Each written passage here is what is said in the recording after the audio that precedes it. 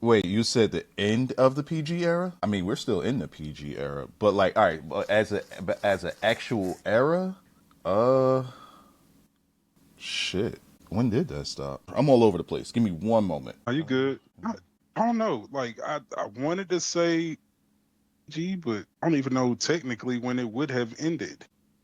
I feel like right before Black and Gold NXT started. Maybe, possibly. I feel like that's too You're long of an era. Whatever. I don't know. But I don't know. I feel like that's not. I feel like that's too long of an era to be from, because like PG era was from like fucking '08 to start of Black and Gold NXT, and nigga, that's like damn near 10 years, almost 8 years. No, it's actually been 10 years since Black and Gold. Black and Gold, I think Black and Gold officially started probably early 15. 2015, late 2014. Yeah, that's what I was thinking. Let me see. When then now it becomes when did Black and Gold start? Depends on who the Years. Owens was. Kevin Owens the official kickoff to Black and Gold. That's how I look at it. Yeah, because like once he stomped out Sammy, like that pretty much changed the entire Changed the attitude whole of the landscape.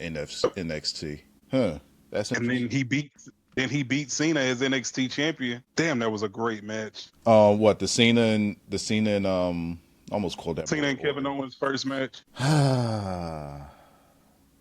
You know, sometimes I do wish I was booking the company, because like they'll get something so right and just be like, how can we fuck this up? Bruh.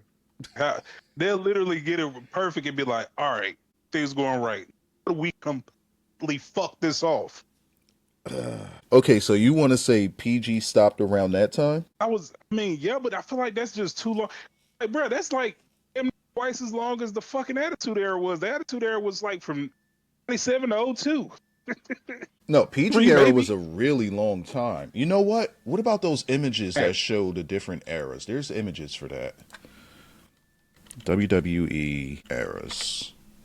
All right, let's see. No, I might be in a minority here, but when I say Attitude Era, I mean all wrestling in that era. I just mean WWE. So I know pretty it's much specific. the end of WCW, ECW.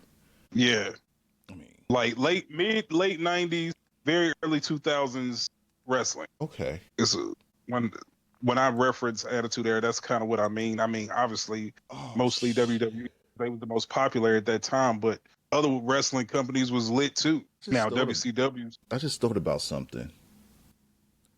We can we could either pivot this or we could just include this in the conversation, but it's gonna breathe.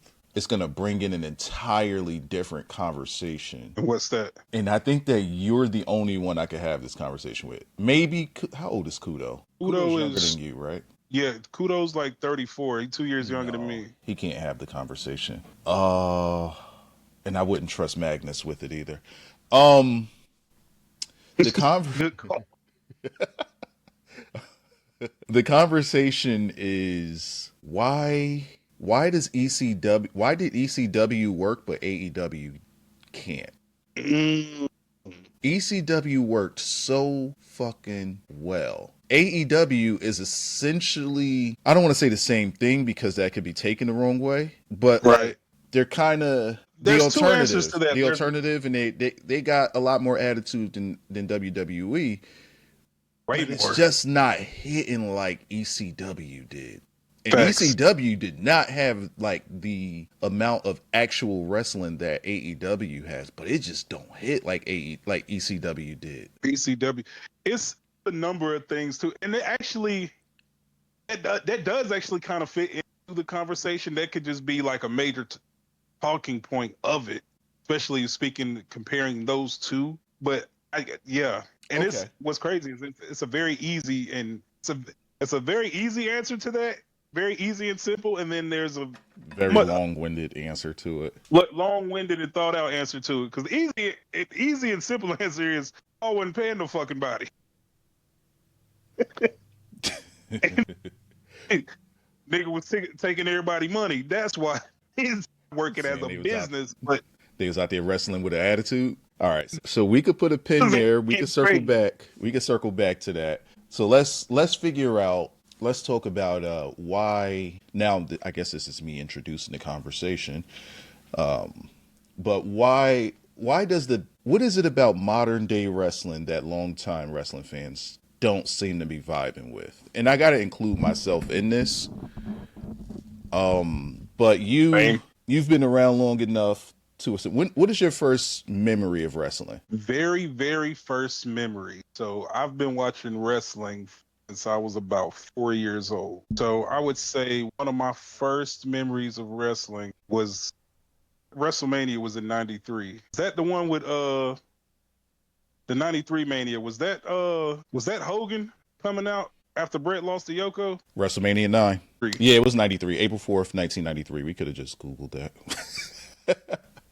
So yeah, Yeah, I turned 9 later that year. A few months later. So yeah, so your first memory. Oh wow, your first memory is that WrestleMania? yeah, Oh boy, what a yeah. start! What a start! Oh my god. Yeah, and I remember That was being at my my grandfather's house watching this one, and I mean, watching it as a youth, I didn't have a problem with it because Hogan got to win the title after the whole thing with him and Yoko. I didn't care for Brett back then either. I just did not care I for knew I didn't like him. in the matches, the match structure, and how nobody would win a clean match. I think there was only one clean finish on that entire show. I Yeah. never thought about it as a kid, but then watching it as an adult, it's like this is the worst piece of shit. So that's your first memory of wrestling. Cool, got it. So we know how far you go back with wrestling. I go back. I started watching wrestling when I was 3. And shoot, my first memories was of Junkyard Dog and Hacksaw Jim Duggan and, guys like Hey, that. this nigga's watching Territory Day wrestling. Yeah, because like the WWF just wasn't enough, right? I had to, like, my grandfather had me watching some of everything, man. Everything, right? Like WCW, I think was just starting out, or maybe they was in like their second year. Yeah. We was able to see some NWA stuff. We was able to see territory wrestling because over at his house we had cable. Like where I was living, we didn't have cable just yet. I think we got cable maybe in '94. So at my grandfather's house we watched cable. So I was Listen, able, when you had anybody that had cable back then was rich. for real. Oh man, in up. If somebody got the Disney Channel, it was up. Oh, Oh, bro, I was literally just explaining this to some of my young homies. I was just like, I grew up with the Disney Channel. That channel didn't become like accessible to everybody. I mm-mm. was damn near in high school. No, we had like Nickelodeon was the go-to. And then the Yeah, we Disney had Channel, you had to have a Disney scrambler for that, or Network. otherwise you watching between the lines like you looking at Spice. So like you had to kind of wait it out till it became available to everybody. Facts. But what was I gonna say? So yeah, so we was watching everything. Like that's how I even got into CMLL, bro. I was watching so much wrestling as a kid. It was crazy. So when I tell people like I was watching the luchadors and Mexican wrestlers and stuff like that way back in the early '90s, if not the late '80s. Like it doesn't sound like because we don't have that here anymore. Right. But back then, like there was the Telemundo channel, and that's where it came on. It came on, I think it was every Sunday night, and Mm-hmm. that joint to be on for like that was 3 hours before Raw became a 3 hour special. We had the 3 hour special Raw, and everybody liked the 3 hour special Raw until we actually started getting 3 hours of Raw. Of every fuck sounded crazy. But yeah.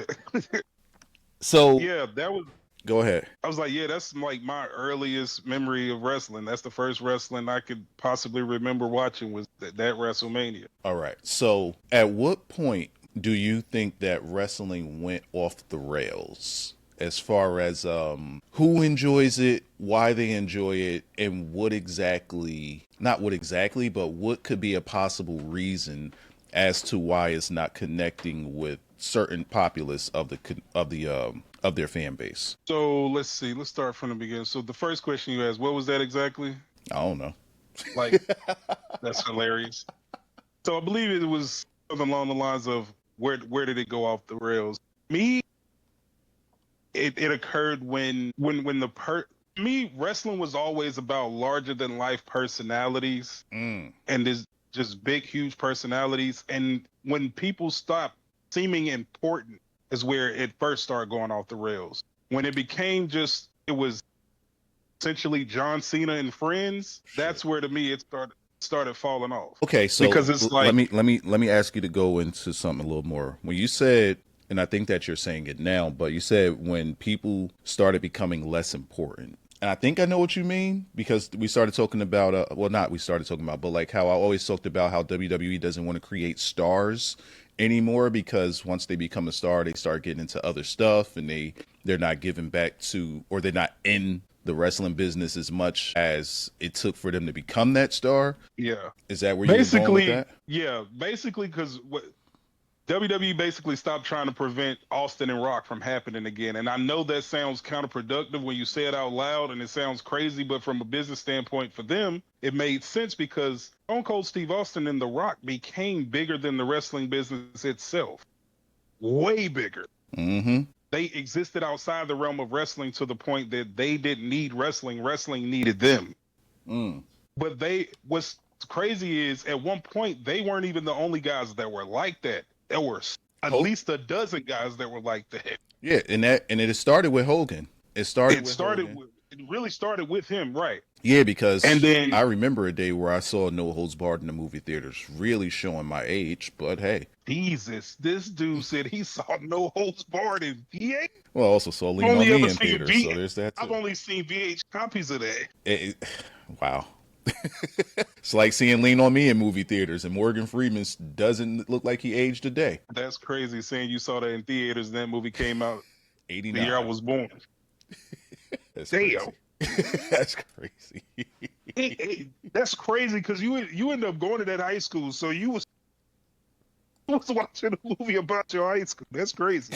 That movie is, well, I was about to say it's not like how it is today, but in some parts. Damn, No Holds Barred came out in 89 as well. Okay. Damn, I was a movie-going mofo. Telling you. Damn. That's back when movies used to pay like $2 to get in. Easy. Them days is long gone. Take $10, you pay for the movie, get concessions and everything. And you bring a friend. And you can bring somebody with $10. $10, yeah, $10. You going in there with your crew? Oh yeah, for sure. Yeah, for sure. All right, so so it went off the rails when. All right, part of your answer was when they stopped making people feel larger than life. The personalities, it went from. I don't want to look at a wrestler and feel like I could beat them.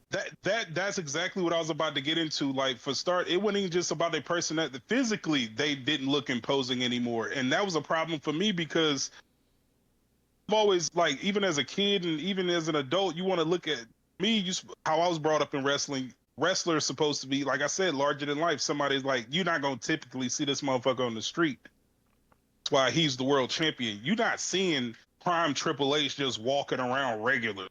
You're not seeing prime Rick Rude just walking around regularly every day, or The Undertaker or Big Show.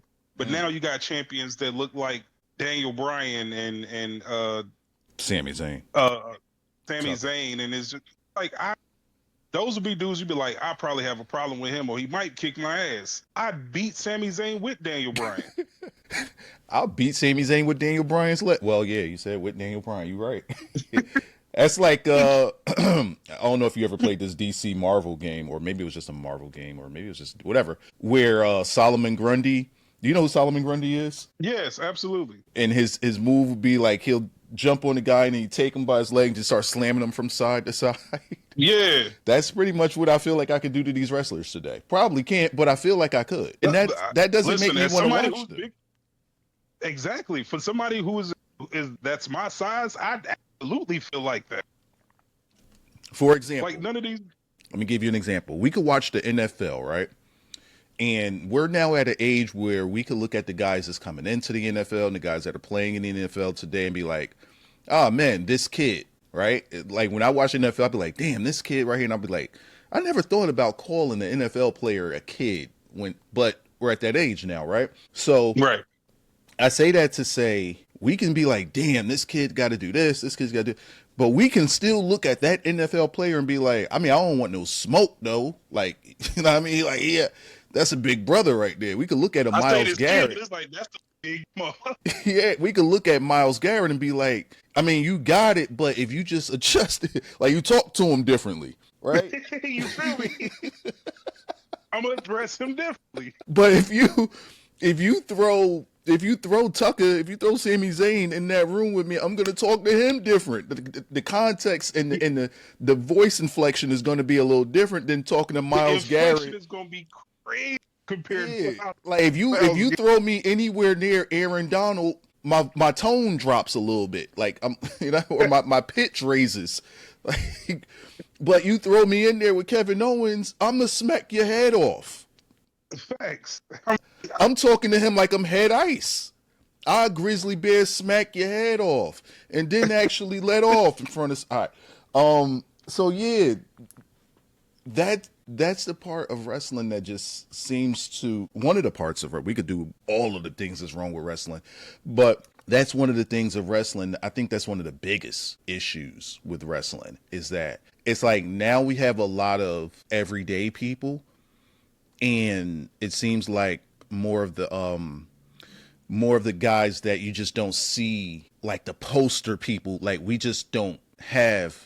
I don't even want to say we don't have enough of them. It's like we damn near don't have any of them.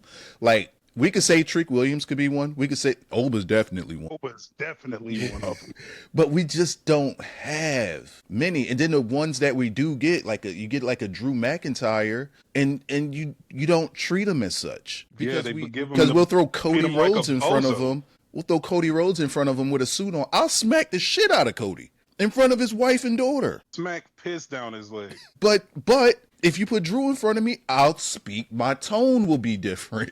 That's a big brother. But you're going to tell me. And he's I don't know what he's capable of. But then you're going to sit here and tell me that Cody just going to dog walk him every week. No. Yeah, you got Jacob Fatu. You got Jacob Fatu. That's a dude I'm going to look at and be like, you know what? All right. I mean, you ain't got it, but like, I ain't going to be too aggressive with you unless I have to be. But, you know what I mean? Like, yeah, I'm going to be like, all right, looking at Jacob Fatu and hearing how he talk, I'll be like, my pistol. See, like, it's like he'll get people like me. Yeah, they'll get people like that and they don't treat them like that. And that's where a big part of the problem is, because the perception is we've gone too far. It might have started going off the rails once Vince started pushing it in a direction of we're an entertainment, we don't wrestle. Because like, let's look at the Attitude Era. Were they wrestling? No, they were doing entertainment, but it wasn't spoiled by the word. We still considered it wrestling. But it's like once Vince McMahon barred the word wrestling and started making it a different thing, hey, this is entertainment, and started really pushing that, which I think was in the 2000s. That's when it just became like it's like they just kept pushing something in our face that we just traditionally didn't gravitate to early. The business had completely changed, and that's where it kind of threw me off. Where then, if you look at a New Japan stayed true to those traditions, even when the they started putting gaijins at the top. They still stuck to it. Now, granted, I'll smack Kenny Omega's head off too, don't get me wrong, but if he wasn't flaming, I would think about it differently. Can I say that? That's crazy. That's insane. That is insane. Yeah, like, they don't get it. Get the F out. There you go. Oh, that might be another problem once we got the F out. Well, once we got the F out, that's crazy. Once we got the F out, we had no more Goldust. I'm dropping way too many hints. That's Chuck and Billy was dead. Right, that's too much. Rico was gone. They got the F out. They all got to go. Clear house. They all got to go. Stephanie tried to bring the F back in. Who was that one in NXT? Oh my God.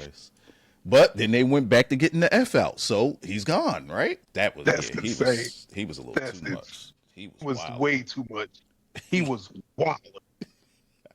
But I think something that was really poor, what you said too, was focusing on the entertain, because was where the wrestling was the entertainment and everything encompassed with it, and exclusively taking the wrestling out and just focusing on the entertainment is just like, well, the wrestling was the entertainment. Yeah. Because you know what it was? The wrestling was the cherry on top to the storyline. Through the storyline, The and that is storyline sorely. is what captivated us, and it.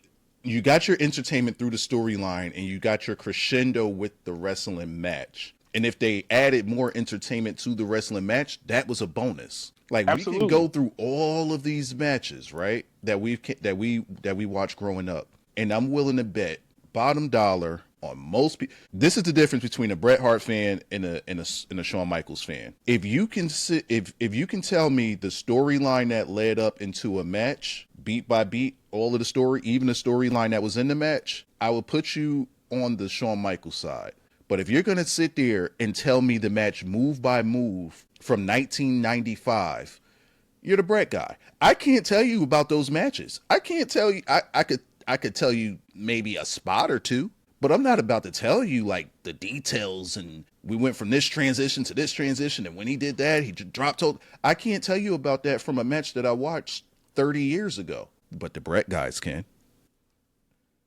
And I think that that's a little bit of the difference because they went too hard on the match quality, which is where I feel like AEW struggled with out the gate once they got exposed, because people realized we're not getting much entertainment here outside of the match. The match is what drove the company, but there was nothing there that was making people stay because they weren't creating storylines. They were just going match to match to match to this person, all different types of matches, no story. And as I was talking to my wife earlier about it earlier, explaining to her because she was, trying to get in her bag and understanding, and I was just like, the why in wrestling is what isn't getting answered anymore, and that's a big reason why it's not as popular. The why. Why are they wrestling? Why is this match occurring? Why does this guy hate this guy?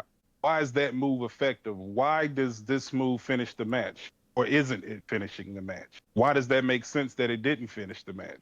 The why question isn't getting answered as much as it used to. Point, like you just said, the story leading up to it, match being the cherry on top. The old school promos, we see the videos all the time. We post them in the chat all the time. Like everybody talk about how whenever they hear Highway by Limp Bizkit, and they automatically think WrestleMania 17, the promo between video promo for Rock and Austin. That's because that story was built perfect. The music added, it just built the story up so much more to the fact that most people don't even remember what happened in that match except for what the end result, Austin turning heel. Yeah, you know what? When I would do the streams, the watch alongs of when I did the watch alongs of what was that, WrestleMania 17, WrestleMania 19, WrestleMania 29, which I was actually at. One thing that I remember saying a lot is I don't remember all of this stuff happening in these matches, but I remember the stuff that led up to these matches, right? Exactly. And it's not to say that the match doesn't matter. The match, again, is the cherry on top, but you have to still captivate during the match, which is why I can look at a WrestleMania 19, I think it was 19, yeah, it was 19, and say my favorite match on that card was Hogan and Vince McMahon. That shit was stupidly entertaining. Crazy. Way more entertaining than it had any right to be. Yeah, like I sat there and watched Rock and Austin after that, watched Kurt Angle and Brock after that. I can't tell you anything that happened in those matches. And I watched those more recent than the Vince match. I could tell you damn near everything that happened in that Vince and Hogan match because they had the story leading into it. You had the years of story between the two. Because of what Vince was able to do for Hogan and Hogan leaving Vince and the whole thing, yada, yada, yada. And then they gave a story in the match. Everything was just memorable. The wrestling is the cherry on top. Like we can look at a ECW, and we're going to go to ECW shortly, and we could talk about RVD and Jerry Lynn matches. Were they good matches? Yeah. Were they great matches? Possibly. But I could tell you way more about Sandman and Raven. I could tell you more about New Jack matches. I could tell you more about this name might pop you. I could tell you more about 911, who only did a power bomb to people. Like I could tell you about W. That's all he did was power bombs. Bro, that was bro whole moves. Yo, he said 911. 911. But see, he ain't have to put on no 5-star classic matches in order for you to remember that all he did was powerbomb. Because all he did was powerbomb, and you remember it. You can't tell me a single He thing else that he remember. ever did in the match. If he threw a punch, I don't remember it. If he threw a kick, I don't remember it. But he did something that made him stand out as an When you said 911, individual. I thought of a power bomb. Mind you, we're talking about somebody who was active 25 years ago. If you want to make 911 an actual wrestler, you have Mike Awesome. How many people talk about Mike Awesome? Mm. The Brett people. And they don't even talk about Mike Awesome. And Mike Awesome was a great wrestler. And Mike Awesome was indeed fucking awesome. Mike Awesome was an amazing, He amazing was wrestler. incredible. Especially for his size and that pause. And at that time, like, you can't, I mean, could you get, that was textbook what you wanted. If Vince would have had a Mike Awesome, he would have pushed him to the moon. But Mike Awesome, he wasn't a WWE type of guy. He just wouldn't fit in that structure. But you let Vince get somebody like that, Vince would have been like over the hills with that guy. For sure. He would have found a way to make Mike Awesome work in that time. Let me ask you a question. How tall was Stone Cold? Just without how tall does Stone Cold appear to you? Just think of the Attitude Era. As a kid, to me, the motherfucker looked like he was about 6'4", 6'5". Wow. Okay. Thinking about it now, how tall did he look to you? Maybe 6 foot, 6'1", maybe. Okay.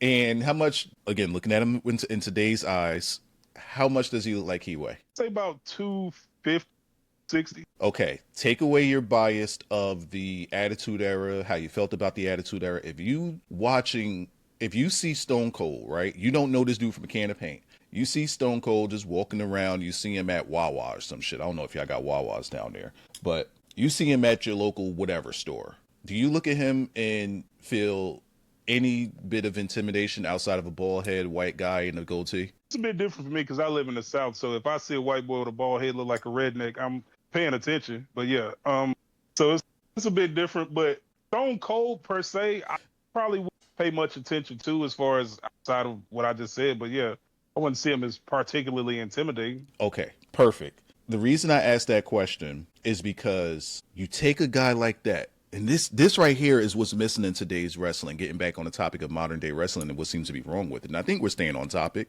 We're just all over the place. But they knew how to take somebody that can look like your everyday guy, which is what Austin was. He was your everyday guy that wanted to buck the system. Fuck the boss. They took your everyday guy and made him feel larger than life. They gave him a purpose. They gave him a purpose. They gave him a character. This is the same guy. Here it is. Imagine if I said to you, Hollywood Blondes Austin, and you see him in person.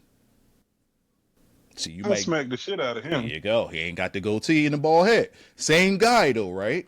But what they did was they took that guy. Now, granted, Paul Heyman did this, but they took that guy and made him into something. Today, you got a whole lot of Hollywood blonde stunning Steve. You got a whole lot of stunning Steve Austins today. A whole lot of them. And you ain't turned none of them into Stone Cold Steve Austin. They're still stunning Steves. They're still stunning Steves. Nobody has become Stone Cold. That's what did it. That's what did it. Everybody's still stunning Steve. We ain't got enough Stone Colds. That's a fact. Not even one. That's what did it. I think I saw it. It was literally just them turning him into talking everyday dude who was tired of getting fucked by the system. Let's look at the slate of things and just think modern day wrestling that we have today versus longtime wrestling fans. What is it about modern day wrestling? And we can include all wrestling. You probably don't watch any New Japan these days, but so I guess we'll keep it American. AEW, NXT, WWE. What is it about today's wrestling in the States that longer term wrestling, people that have been watching wrestling for 30 years, what are we not connecting with? What's the disconnect that we're having here? So for me, because I wanted to be prepared, wrote some talking points out because I basically got to thinking too, what is it in specifics that, because I would fall into that category, what specifically would I not be okay? Like what specifically do I not really care for today? So one of the points we kind of just hit on it quite a bit was like the loss of believability, like even amongst kayfabe. Like for instance, like wrestling obviously has always, meant to have you suspend belief to a degree. Undertaker is proof of that. But today, wrestling, for instance, the matches just look overly choreographed. Looks like a routine. It looks like it's a dance more so than it's supposed to be. It's looked like a choreographed dance or acrobat routine instead of fight, because that's what wrestling, professional wrestling, is essentially supposed to be. Choreographed fight to a degree. And instead of looking like a fight, it looks like it just looks like a routine, like they're doing acrobatics or something, like it's a gymnastics routine or dance. For example, somebody's doing a move, and I'm like, all right, let me bend over for a little while and wait for them to set up so that they can hit me with their leg drop. Exactly. Let me stand scoot out. over some because I ain't quite in the way where they need to land their move. Or I'm on the outside, they're jumping off the top rope. Let me get in position to catch them. Yeah, let us all just stand here like we just taking so long to get our breath, even though all that happened was we got pushed down. Tower of Doom. Hold on, let me get up on the ropes. Hey, let me get above you. Hey, excuse me, let me get over here. Okay, now you can bring us now. Yeah, now you get up, and meanwhile everybody just sitting there, nobody's trying to fight out of anything. They don't look like they're trying to win a fight. They just look like they're trying to hit the next spot. It look like they're just trying to get to the next point of the match. Maxine versus Becky. Oh boy, it was Becky. And man, watching that match on Raw, and this is just an example, we don't have to go in deep into this, but watching that match on Raw showed me that one here is a wrestler and the other here is exactly what you're describing. The person that's playing wrestler, moving like, hey, what's our next spot? What's the spot that we got to do? Instead of knowing transitions, how to fill empty spots, how to deliver facials in between so that the crowd can understand how it is that you're feeling and feel a way for you as the babyface.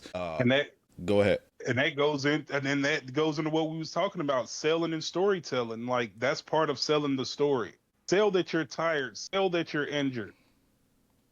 Stone Cold just did an interview where he was literally talking about that. What's the main thing wrestling is missing right now? You said Stone Cold did an interview? Yeah, Stone Cold did an interview with that Chris Van Vliet dude. Mentioned that where he was talking about like what's one of the key things missing from wrestling now, and he was like selling. I miss Stone Cold having that podcast that he had. It was so good. I don't know what he needs to get that back, but he need to bring that back. Just dropping gems like crazy. Him, Piper's podcast that he used to do.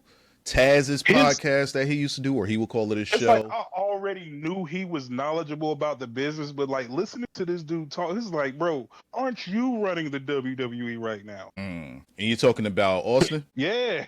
Because he talked about all of those nuances. Those are things that it brings you in from we're watching someone that's larger than life to they're bringing us into their world. I don't feel like I'm being brought into anyone's world watching wrestling today. Now, I'm also a guy of a certain age. I don't know how people that are pre-double digits, I don't know how a 6, 7, 8-year-old is feeling when they're watching this. I don't know how a teenager is well, I could guess how a teenager's feeling. I don't know how like the 13, 14-year-olds are feeling when they're watching this. I could guess how the 19, 20, 21-year-old feels. And then you have the nerd sections in the 20s. And I say the nerd section because like that era seems to be a little weird when it comes to wrestling. But like, how are they feeling when they're watching this as opposed to how we feel? Like when we were those ages growing up watching wrestling, are they feeling the way that we're feeling now? Are they seeing these wrestlers the way that we were seeing them when we were growing up? That's what I'm wondering, because if that's what it is, then the disconnect would be age. But I don't believe that. Because then I could go back to my example of the NFL and I could look at Aaron Darnold and be like, I don't want no problems. You got it, big fella.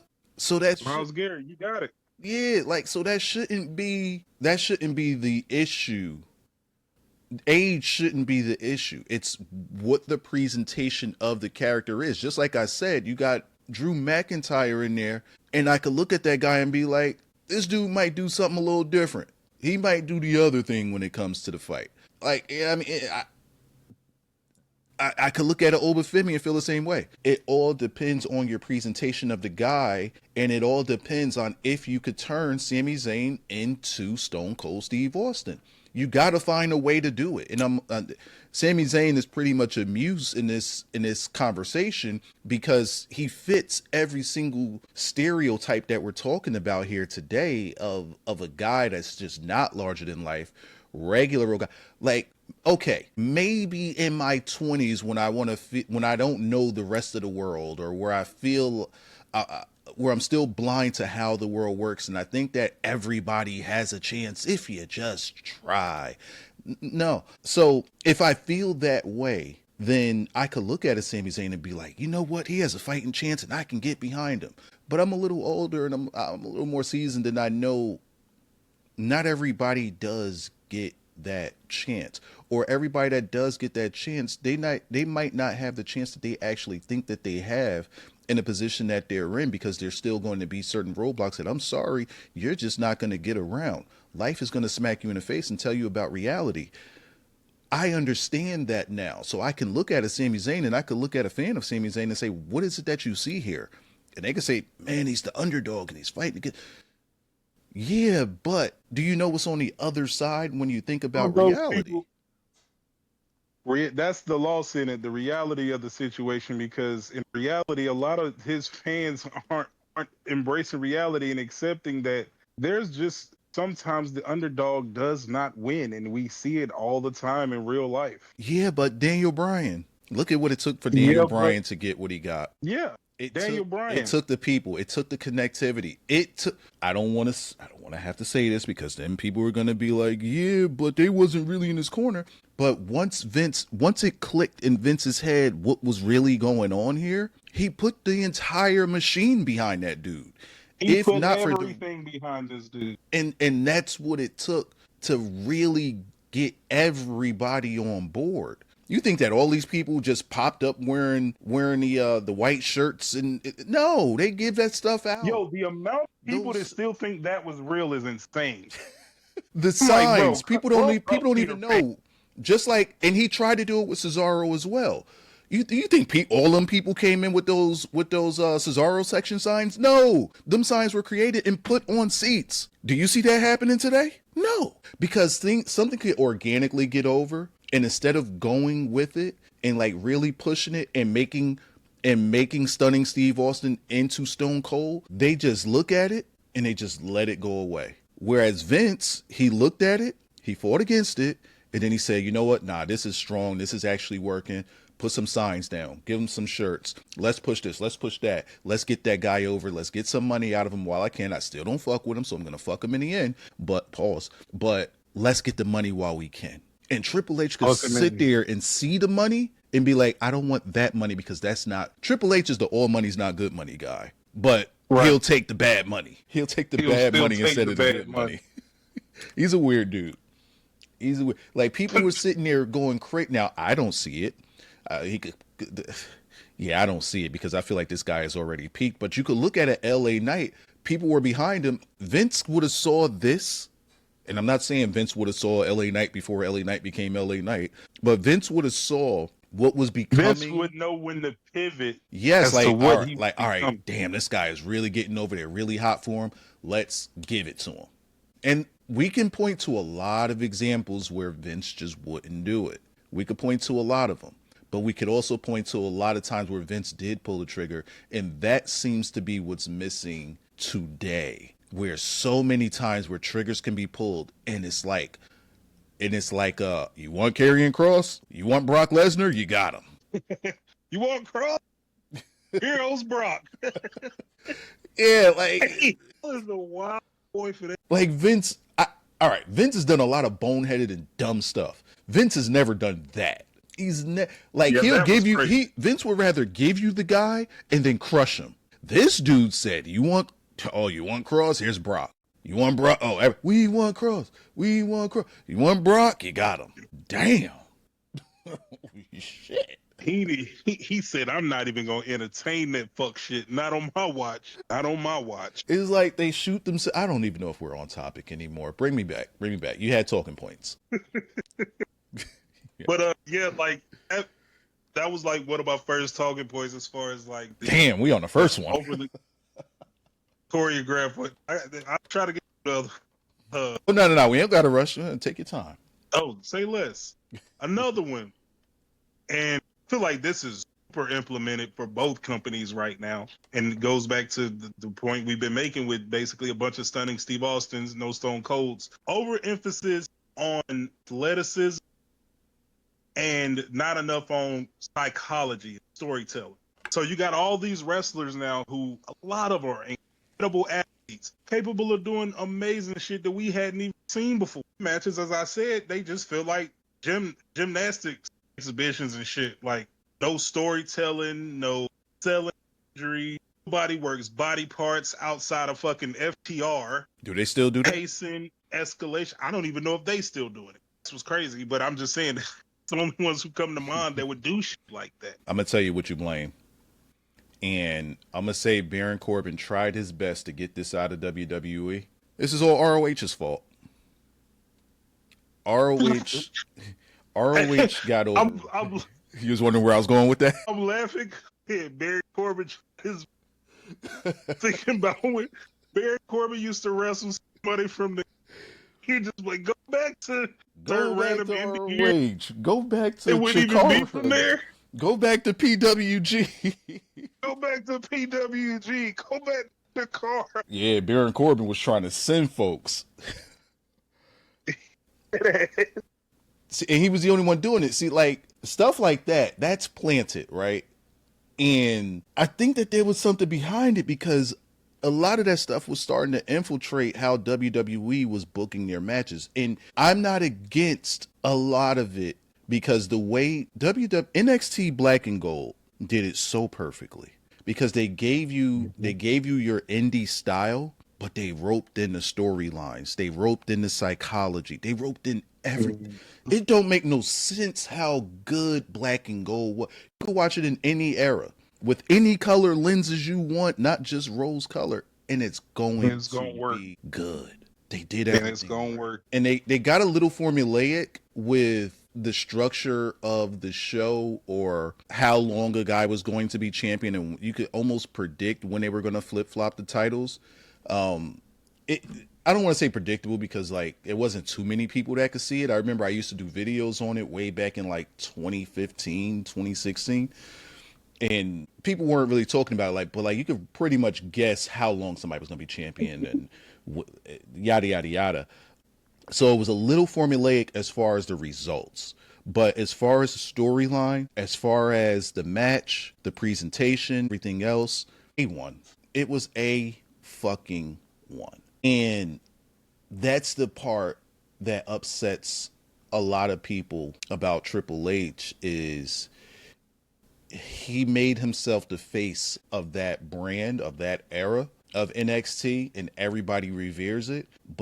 And we look at him today like, why can't you give us why can't we have that same small brand that was wrestling in front of like 800 to 1600 people every week? You would take them from that small spot and you will put them in an arena, fill an arena like the day before pay-per-view, and they were being compared to what was going on the main roster, and the hot ticket would always be the NXT ticket. People didn't care about the main roster. In those days, the NXT pay-per-view was always better than the main roster pay-per-view. So it's like, okay, you wanted to, all right, you made yourself the face of that. Cool. Now we expect you to give us that. And now that we see that he can't give us that, it's like he's been exposed. That wasn't you. That wasn't you. That was your writing team. That was your creative. That was Ryan Ward. That was a lot of those guys. And you were just the face of it, just like you're putting yourself in the face of everything today. But now it's all for the wrong reason because nothing's going good.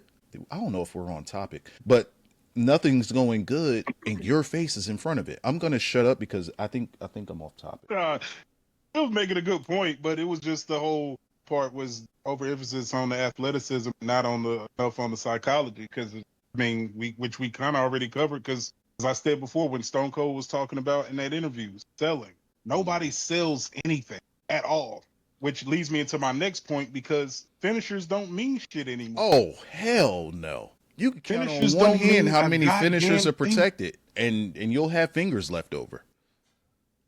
X. Like even finishers that used to be protected in recent times are no longer protected. Can you imagine Jake the Snake wrestling today? Dear God. Let me tell you what. And this right here, see, me running around in the 80s and 90s, if I seen Jake the Snake, I don't want no fucking problems. You got it, big fella. And Jake was a big dude. If the shit that's going on today was happening back then, I could easily see Jake going to different promotions and smacking people for using his DDT. Don't use my fucking finish first. If you're gonna use my finish, I'm gonna smack your opponent too for kicking out of it. Don't fuck up my shit, because that's how I make my money. People aren't looking at their stuff, their IP, and saying that's my bread and butter anymore. Now they're saying, well, if I just hit it enough. Well, people don't really care for your finish anymore, sir. For example, let's look at QB1. What is his finisher? QB1 right now? Yeah, let's look at Cody. What is his finisher? Crossroads. What Roman said. Roman said out loud at WrestleMania, audible for everyone to hear. No, this move weak. This don't beat. That shit ain't beating nobody. Then proceeds to hit the crossroad and kicks out of it. That shit ain't beating nobody. And then he hit that. Crazy as Roman hit that shit perfect. Mm-hmm. And he kicked out, and Cody kicks out of it, and Roman laughed. It ain't beating nobody. Roman laughed. This don't beat nobody. You literally immediately proved this point. Again, let's go back. Now let's look at the stunner, right? Let me ask you this. Do you remember anybody ever kicking out of the stunner? Unless it was him and Rock. No. Austin, the moment Austin kick you in the gut, you know that match is over. It's over. That's why there's nothing to talk about flash here. Photography back in the day, when you see that kick, that's when the cameras start going off because they know what's up. Exactly. Now, imagine somebody kicking out of that today. First of all, they wouldn't be allowed to. What happens to just a not allowed? See, we're going back to a conversation that we just had. You got to protect shit. Things just have to be protected, man. And that's right on topic. People don't protect their finishers anymore. So this not allowing other motherfuckers to do if you're not protecting something, then again, what makes me gravitate to that thing? What makes that thing? What makes it legit? When we first saw, why is your finisher a finisher if it ain't finishing? When we first saw the stunner, let me see if you remember this. When we first saw the stunner, do you remember what happened to the person? The first stunner.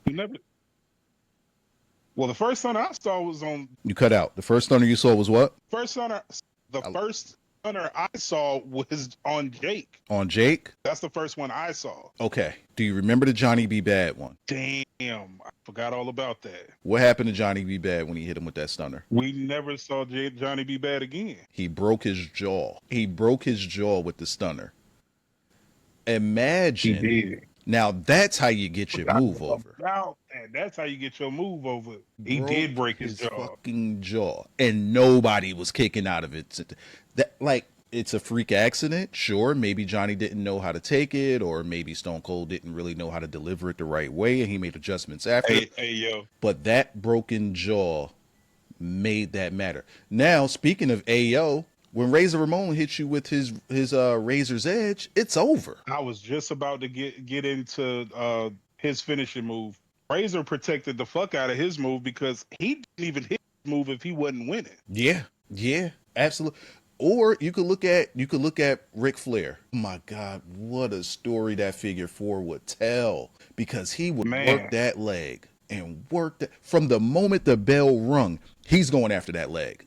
He going after that leg. I want that leg. And he will put in work on that leg the whole match and wear you down and wear it down. And by the time he gets you in that Figure 4, now you got to beg. And now it's the baby face that's actually going to try to fight to get to the ropes or try to fight to break out, The people are getting behind it because they got so invested in Ric Flair working that leg Fucking that leg. and seeing how much this is hurting this baby face. And when he finally gets into it, they're like, damn, nobody ever gets out of this figure four. And they're trying to wheel that guy in. Imagine Ric Flair putting that figure four back then on a Daniel Bryan with that Daniel Bryan crowd. And imagine him finding a way to get out of it. That crowd would be crazy. It would go crazy. And it's about getting the fan to buy into what you see. Just get me to buy in, because people weren't really getting out of that figure four. And if you did, you wasn't going to be none the better, because you were done after you got out of it. At that point, it's over with. You were done. He's working that leg in the move. Once I get it back. Go ahead. It's over with. I get you again. I know it's over. And it's going to be damage quick. is done. It was going to be quick. So, like, finishers just, you're right. It's not just about protecting the finisher, but it's about protecting your shit really brand. start making me mad when people start using finishers. Like, I get it. Certain finishers became transition moves.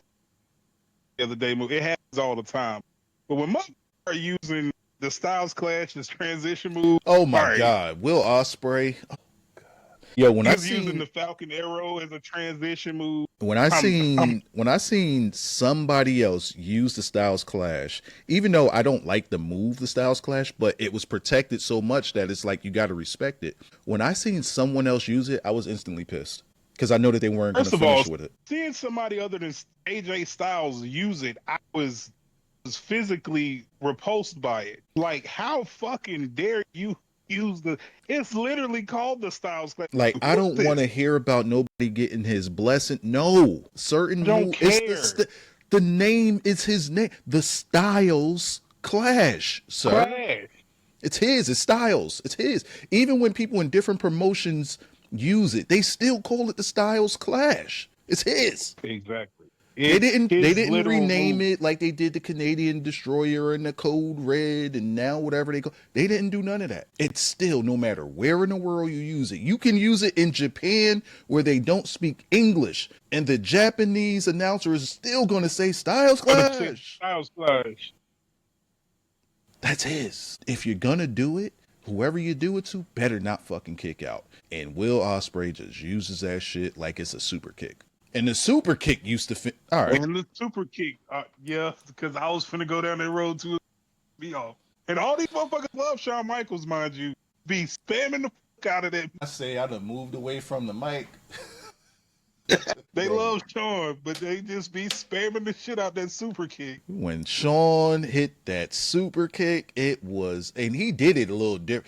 Shawn Michaels had a little velocity when he hit that super kick. Like, he put that foot through you. Yeah. And made it look good, too. He was picking their foot up.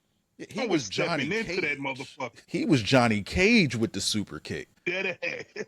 Johnny Cage with that shit. Now, like, these people, and you're not getting up when he hits you with it. Now, then I see people hitting tombstones now. I'm like, all right, enough. Yeah, Punk hitting the power driver and Cena kicking out of it. No. Right. Let Paul Orndorff hit you with that power driver. I see anybody using a power driver that's under 6'7", I automatically got an attitude. You said under 6'7"? Yes. To me, Tombstone power driver is for the Tombstone. Taller, big, not the power driver. Just talking about the Tombstone specific. Mm-hmm. Why are you using this move? The only one that got a pass to use it was Kane. He's the only one. And Kane bigger than Taker. That's why I was cool with it. And that, like, but then you got the Young Bucks, and I'm like, all right, never mind. Yeah, all right, now they got children out here using this move, and I'm supposed to believe that this. All right. People kicking out of it. Like, oh God, dude, just stop bastardizing people's brands. It's not even about the move. It's the brand of the wrestler. This wrestler got over. He made something a part of his brand, and you're going to take that brand and just shit on it. Make it not even matter anymore. To a point where the more other people started doing it, the less it meant when Taker did it. And that's the whole problem with it. The more people use it, the more it take away from it. Devalues both. It devalues the wrestler hit with it and kicking out of it, and the motherfucker that's because it don't mean anything anymore. When Taker was hitting people with that tombstone in the 90s, I hate to keep aging us, but like when he was hitting that thing in the early 90s, mid 90s, late 90s, and his eyes rolled to the back of his head as he crossed your arm. Like, listen how you described his move. Listen how we just described it. Like, He nigga, pushed he that crossing hair your back, arms. he rolled his eyes back, he crossed your arms. It's R.I.P. It's over. It's R.I.P. Over with. And that right there is why when Shawn Michaels kicked out of it, everybody lost it, because we didn't see people kicking out of his shit. We knew there was the end. It meant something. But, and I'm not going to say it's because he got older, but like those later years when he was using it, it just didn't hit like that anymore. Could it be because we already seen it get kicked out of? Slightly possible. Could it be because we started seeing people in the indies bastardize it out and bastardize his brand? I think that had a big part to do with it. Just like okay, Shawn Michaels comes back, right? They had the match in Saudi Arabia with the tag team match, him and Triple H, and the Brothers of Destruction. He hit the super kick. You probably don't even remember him hitting any super kicks in that match. Don't. He did them. He did them. You don't remember him because we done seen it get bastardized. So are we still on the topic of why long-term wrestling fans aren't connecting with modern day wrestling? This is actually all on topic. All on. All right. Let's give me another point. How you said you had a few. Which we pointed out already. Hulk Hogan would beat you with a leg drop, and that was protected. The Ultimate Warrior splash was protected. But simple stuff. The Rock was beating people with the people's elbow, which was just a glorified elbow drop from the top rope. He just do it standing just from up. Him dropping the elbow on you in the ring. Macho Man coming from the top rope with the elbow. You're not kicking out of it. And that... It's over. Like, all right. I haven't seen any... I don't watch enough NXT. But I haven't really seen people kicking out of the fall from grace. People very rarely kick out of it. Feel like it should be protected more, but for the most part, it's pretty protected move. Too many people. What I was gonna say. Most of the time, go ahead. They might break it up, but they're not kicking out of it. Okay. What I was gonna say was a lot of these finishers that was happening way back in the day was such simple: a leg drop, a splash, an elbow off the top rope, a kick to the face. A lot of these moves were super duper simple, and they still got over like a whole lot more than, they would get over more than somebody that's hitting something like a super triple double moon. Like, you ain't got to do all that. Get you something that looks somewhat impactful and protect it. Less is more. It can be some way protect it. You want to know a great example of something that wouldn't really protect it, but when they started protecting it, it seemed like a move that was really putting people down, and it looked legitimately just from them protecting it. Go ahead. Case in point, 29. Oh, go ahead. Oh, no, I said I was going to try to guess, but go ahead, because it didn't come to me, but go ahead. 2019 Kofi Mania, when they was protecting Kofi. Oh, my God. That using Trouble in Paradise. Man, when they was ready to start pushing him, nobody was kicking out of Trouble in Paradise. Nigga, when he started getting pushed, nobody was kicking out of Trouble in Paradise. And then when they finally kicked out, we saw like, oh, this is over with. This push is done. And it was. This push is done. And now he's in Trouble in Paradise. We know that's not his finishing move. We know that's not ending nothing. But the Trouble in Paradise during that time, you get hit with that. And what's funny is we saw it happen. Like, we went from, okay, we see the Trouble in Paradise. We don't believe that this is about to finish it. Oh, they finished it. And then they protected it. It's like, then they made us go from, we know this isn't the finish, to this is it.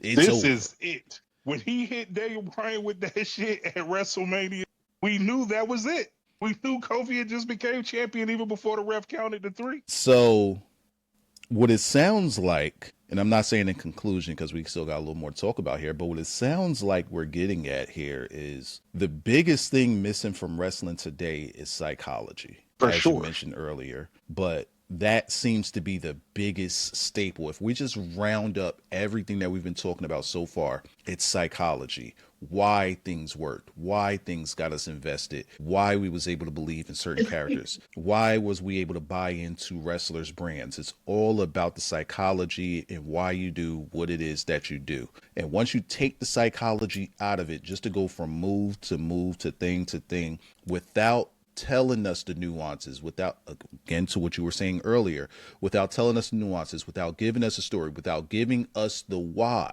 that's where you lose us. Long-term wrestling fans, people that have been watching for 30 plus years, because the people that came into what, if there's somebody that's been watching for 10 years, all they know is today's wrestling. They don't know how it used to be. And you could sit there and talk to them about Attitude Era. You can talk to them about Ruthless Aggression. You can talk to them about ECW, and we need to touch on that topic. We could talk to them about all that stuff that was so good back in the day and why it was so good. And it wouldn't register to them if they watched it today, because one, they're not in that time, that era of time. So they're not able to be like, okay, when DX crotch chops was happening, I bet you any amount of money, you personally was running around school crotch topping everybody that could look. I bet you did. 1,000%. 1,000%. I bet you. DX got our whole entire generation into trouble in school at some point. Yep. It was either that, or if you couldn't afford an NWO shirt, or you didn't want to tell your parent to buy an NWO shirt, you wrote on something. You was writing NWO on something. Thanks. I think that's what's changed ultimately too, is overall just the presentation, because back then wrestling was full of, like, you get tidbits popping up of wrestling into mainstream pop culture.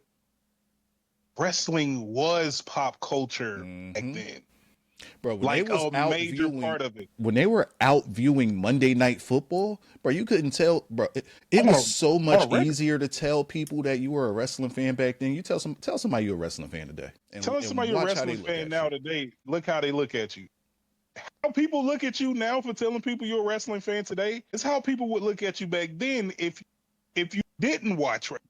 Like, everybody knew what was going on in wrestling back then. So when people be like, oh, today it's so good, and then you'll have people that have been watching for a long time be like, yo, this shit is trash. Understand where we're coming from. We're from an era where everybody was watching. Your parents were watching. Your grandparents were watching.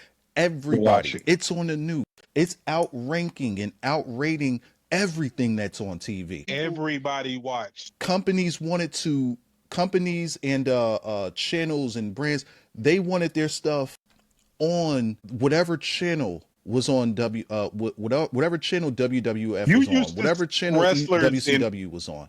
They wanted to follow it. Commercials for everything. They wanted to follow it. They wanted to put their commercial on there. I'm not going to say that they were the Super Bowl, but if you had an ad to run and it was during those late 90s, you wanted your ad on that channel at that time. Because everybody was watching. Everybody was watching. To put it in perspective for anyone who don't truly understand what we're saying, right? I've brought this up several times before. Wrestling wasn't niche back then. It was not niche in the slightest. At the VMAs, I believe in 1998, Stone Cold Steve Austin was at the VMAs. And that was one of the biggest award shows around. Stone Cold Steve Austin was the most popular person in that building. By far. Stone Cold brought Jay-Z out on stage to perform, and he got a louder applause than Hove did. That's just how wrestling was, man.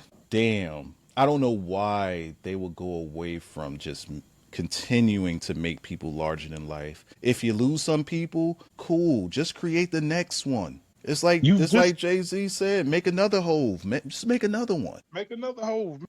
Make another Stone Cold. Yeah, you still you can turn Stunning Steve into Stone Cold. Just do it.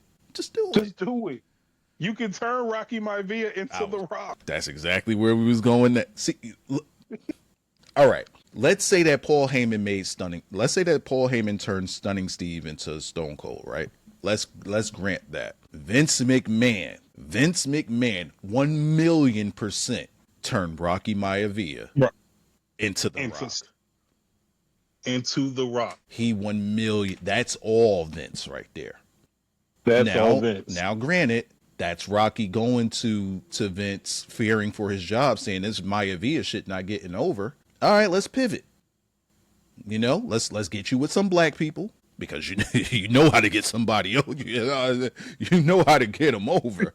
Let's get them with some brothers. Get him with the brothers. They got him with the brothers. He started getting over. He started raising his eyebrow. He started getting a little Hollywood on him. It's a pun intended because he wasn't Hollywood Rock yet. It was coming. But he went from being Rocky Maivia and they turned him into The Rock. And he joined him. What did Vince call his group? It wasn't the Ministry. That was Undertaker Group. What was the Corporation? The Corporation. And they finalized the whole transformation, turning him into off the backs of some brothers. And that right there, see, you know what? That might be another reason why WWE is suffering right now, or wrestling in general is suffering right now, because I say AEW falls into this too.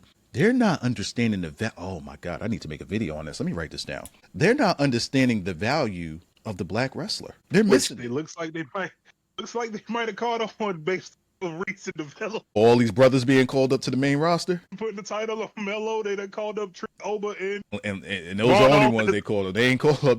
They called up just brothers, but they got brothers there. They still got the Street Profits there. I don't know how they don't. I don't know how they don't push the Street Profits. I don't know how they look at New Day and don't pivot. I don't know. How. I don't get it. I granted those.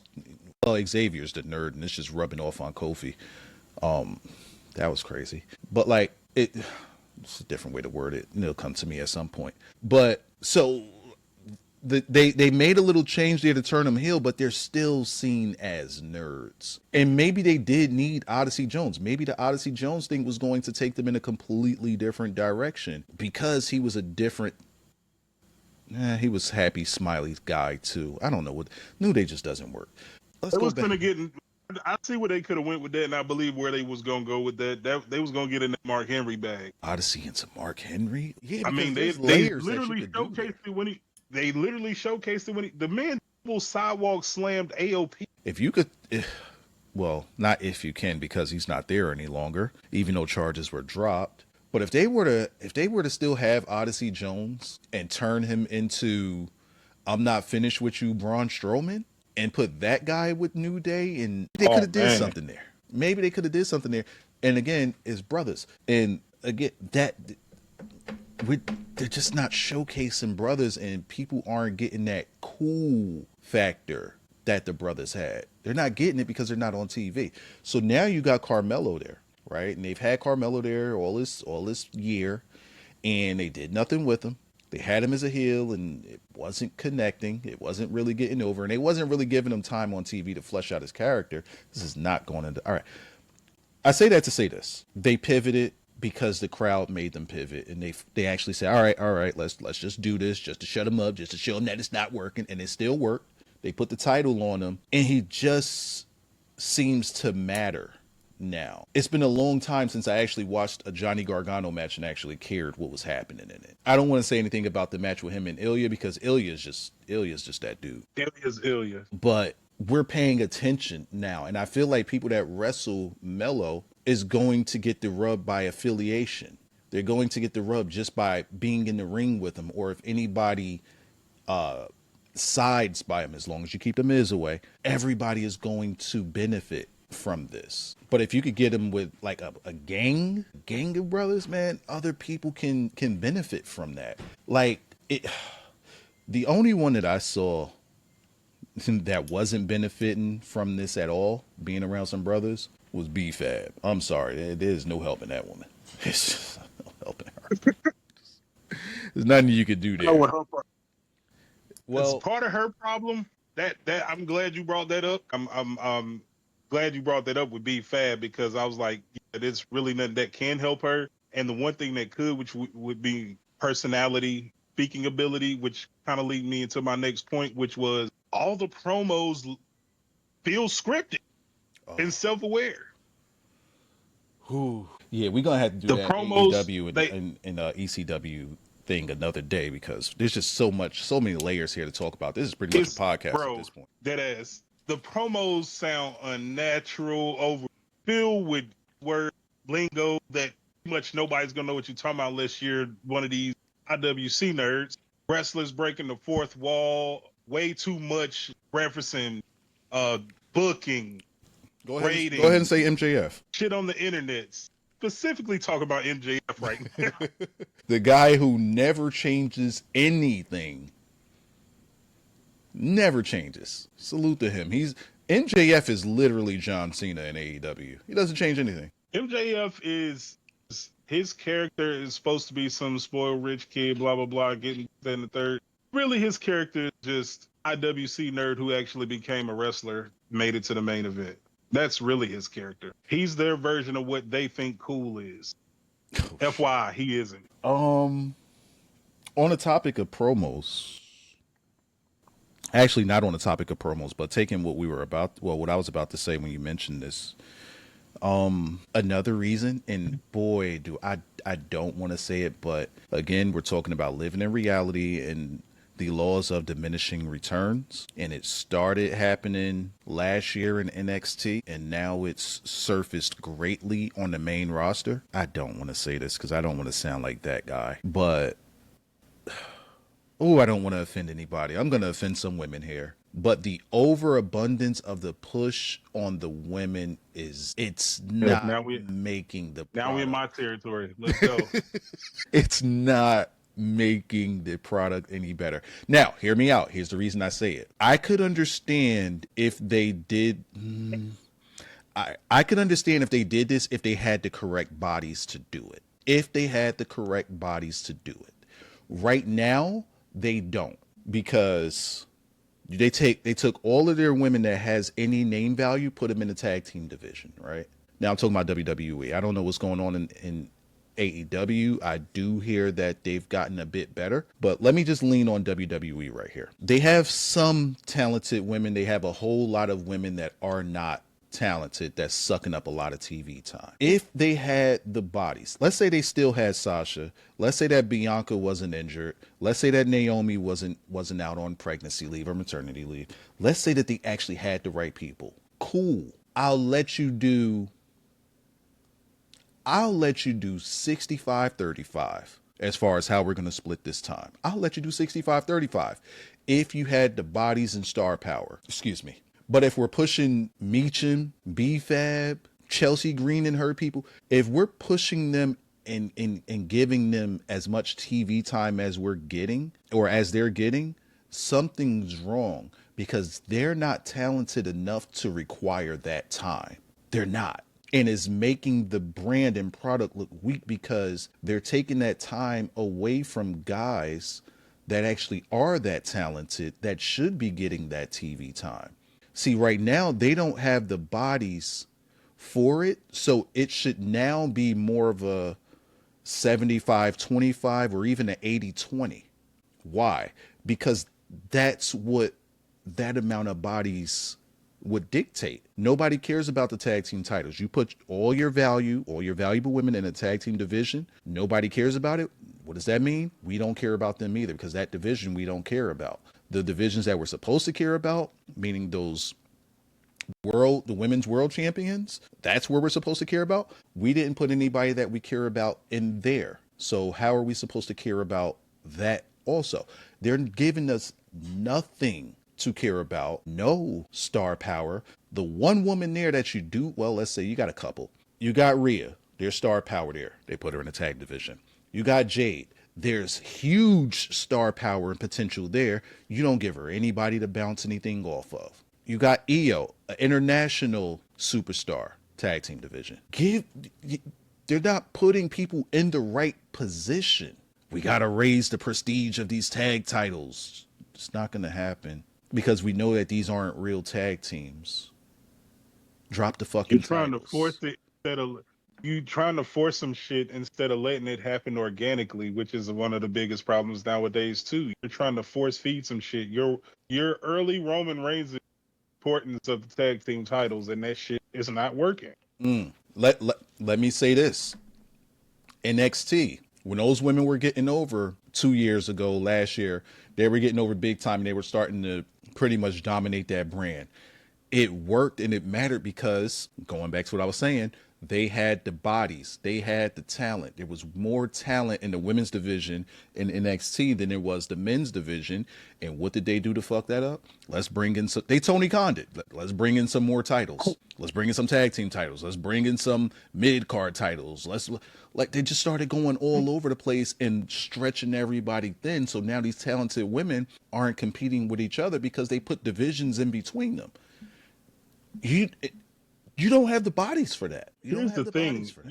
You want to make a title mean something, or you want to make shit memorable and really, really give meaning to a title or to a title picture scene or whatever the case may be. Instead of bringing in more titles when you have more talent, make that title mean something. You keep that talent and you keep them going. And then it's a lot of talent pushing for one belt. I'll say this to piggyback off of that. The way that we got to go back to black and gold. The way that they made that NXT Women's Championship mean something is they had their 4 horsewomen all vying for that title, right? And everybody that was under the 4 horsewomen, they were learning, they were in the trenches, they was getting their shit together. So when it became time for them to be pushed into that spot, they were ready for it. The 4 horsewomen went on, but before they all went on, Asuka came around. Nia Jax came around. Alexa Bliss finally started to wrestle.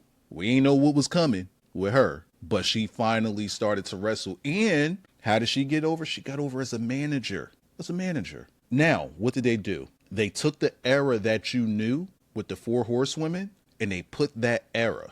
I'm not saying they put the individual women in there with Asuka, but they Also, pretty when they much brought in Shayna too. they pretty much oh god, we'll get to Shayna, but they pretty much used Asuka to choke that era out when she did Bayley dirty. She took everything about that era and trashed it, and it became her era. She became the stepping stone, and nobody could touch her. What does that mean? That title's that much more important because, one, try to take it if you can. Beat me if you can, survive if I let you, for those of y'all that know that reference. And anybody that try to challenge her, you got to work your way up to it. And now you got Shao Kahn to deal with when you get there. The thing that made that title important is not the title itself, but trying to beat the obstacle that holds you away from it. That's the story. And everybody benefits from it. The title becomes important. The person holding the title becomes important. Why? Because you can't beat her. And when you beat her, you get the grand prize. Nobody else is holding it, which means nobody else is bastardizing that title because it's not being hot potato. Same thing you did with Roman. We're not hot potato in this. We're making this important. It's going to take a godly effort to take this thing off of this person. And everybody benefits from it. The people that's challenging benefit from it if you can. Because if you could bring yourself to that level where people could believe, damn, there's a chance. Now you're believable. By the way, nobody beat Asuka for the title. So, and that's Nobody was ready for Asuka. Nobody was ready for Asuka. And that's where they had a bit of a misstep with Oba. NXT Asuka was fire, bruh. That's where they made a misstep with Oba, was having Oba lose to Ricky Starks. That was a big chink in the armor because, like, now when he just relinquishes the title so that he could move up, it would have meant so much more if he never lost to Ricky Starks. If he never lost to Ricky, I agree. But going back to why, like, how you can make women matter or how you can make these things matter, you just have to bring importance to it. And the people that go against that thing, they have to raise their level. When Roman was champion, people had to raise their level when they went up against him. Kevin Owens had to raise his level. Edge, Daniel Bryan, these people had to raise their level just to get a chance to wrestle and try to beat him. And what Roman do once they got to the mountaintop? Trashed them. Kicked them right back down the mountain. Absolutely. Same thing that they did with Asuka. Oh, hey, welcome. Thanks for meeting me up here. Now I'm going to choke you out. You can leave now. Bye. So then when you, and I hate to say this, but then when you get a Cody and you get that moment, so many people could buy in. Why? Because Roman made it matter. And that's, I guess this is going into another part of what we're saying. That's the psychology and why things matter. The why. But this is also what's missing with the women is what's the obstacle? Who are the challengers because challengers matter. And is that obstacle strong enough to help bring the people that are challenging them up to the next level? And right now, people wrestling against Stephanie Vaquer, I'm sorry, Nikki Bella, what we doing? Come on. Does Stephanie come off as this non-beatable person? No. Have we even seen her lose? I don't think that we've even seen her lose. I think she had a draw against Io Sky, but other than that, I don't think we've really seen her lose. But she doesn't feel like Asuka Come on felt. now, like Nikki Bella versus Stephanie Vaquer. Not only does that not even match up in the ring, Bella is old enough to be Stephanie Vaquer mama. Technically. How old is Nikki Bella? 42, 44? She's 44, right? 42. She's only a year older than me. Yeah, if she started really, by the time she hit puberty, yeah, she could have had Stephanie. Stephanie's I think she's 30, 31, but not here nor there. What I'm getting at here is Stephanie's undefeated, at least to my knowledge. She probably had a loss that I'm not aware of, but it's not coming to me. Jade is an obstacle. Both of these women are obstacles. Both of these women are champions. Do either one of them feel like NXT Asuka? Absolutely the fuck not. None of them feel like, oh my God, if they wrestle her, like, oh my God, you got to wrestle Jade? Oh, we feel for you. Oh, you got to wrestle Stephanie? Oh, we feel for you. Sorry, we don't feel that way. Oh my God, you got to wrestle Asuka in NXT? Like, we knew the outcome. There was no doubt about the outcome. Huge, bro. Like that's the whole point of a champion. They are supposed to feel like an insurmountable odd, basically, especially if it's a heel champion. This is supposed to feel like something like that's impossible to get past. Even just NXT Asuka and how credible she was because she never fucking lost. Like we brought up earlier, Shayna was going to get Shayna. You was fearing for their health. Fuck this the match, fearing that they come out the match the same way physically again. Mm-hmm. I'll give you another one. Demon Finn Balor. Demon Finn Balor wasn't losing no matches until we seen Samoa Joe choke him out on a house show to win the title. On a house show. And so much I can't believe, bro, they did on a house show. And so much I can't believe this just happened. Just went all through the wrestling universe when that happened. Why? Because nobody's beating a demon. And two, a house show? And nobody was upset. Nobody, like today, imagine that happening today. You beat the demon on a house show for the title? It wasn't televised? Back then, they was able to do that. They was able to pull that off, and people popped for it.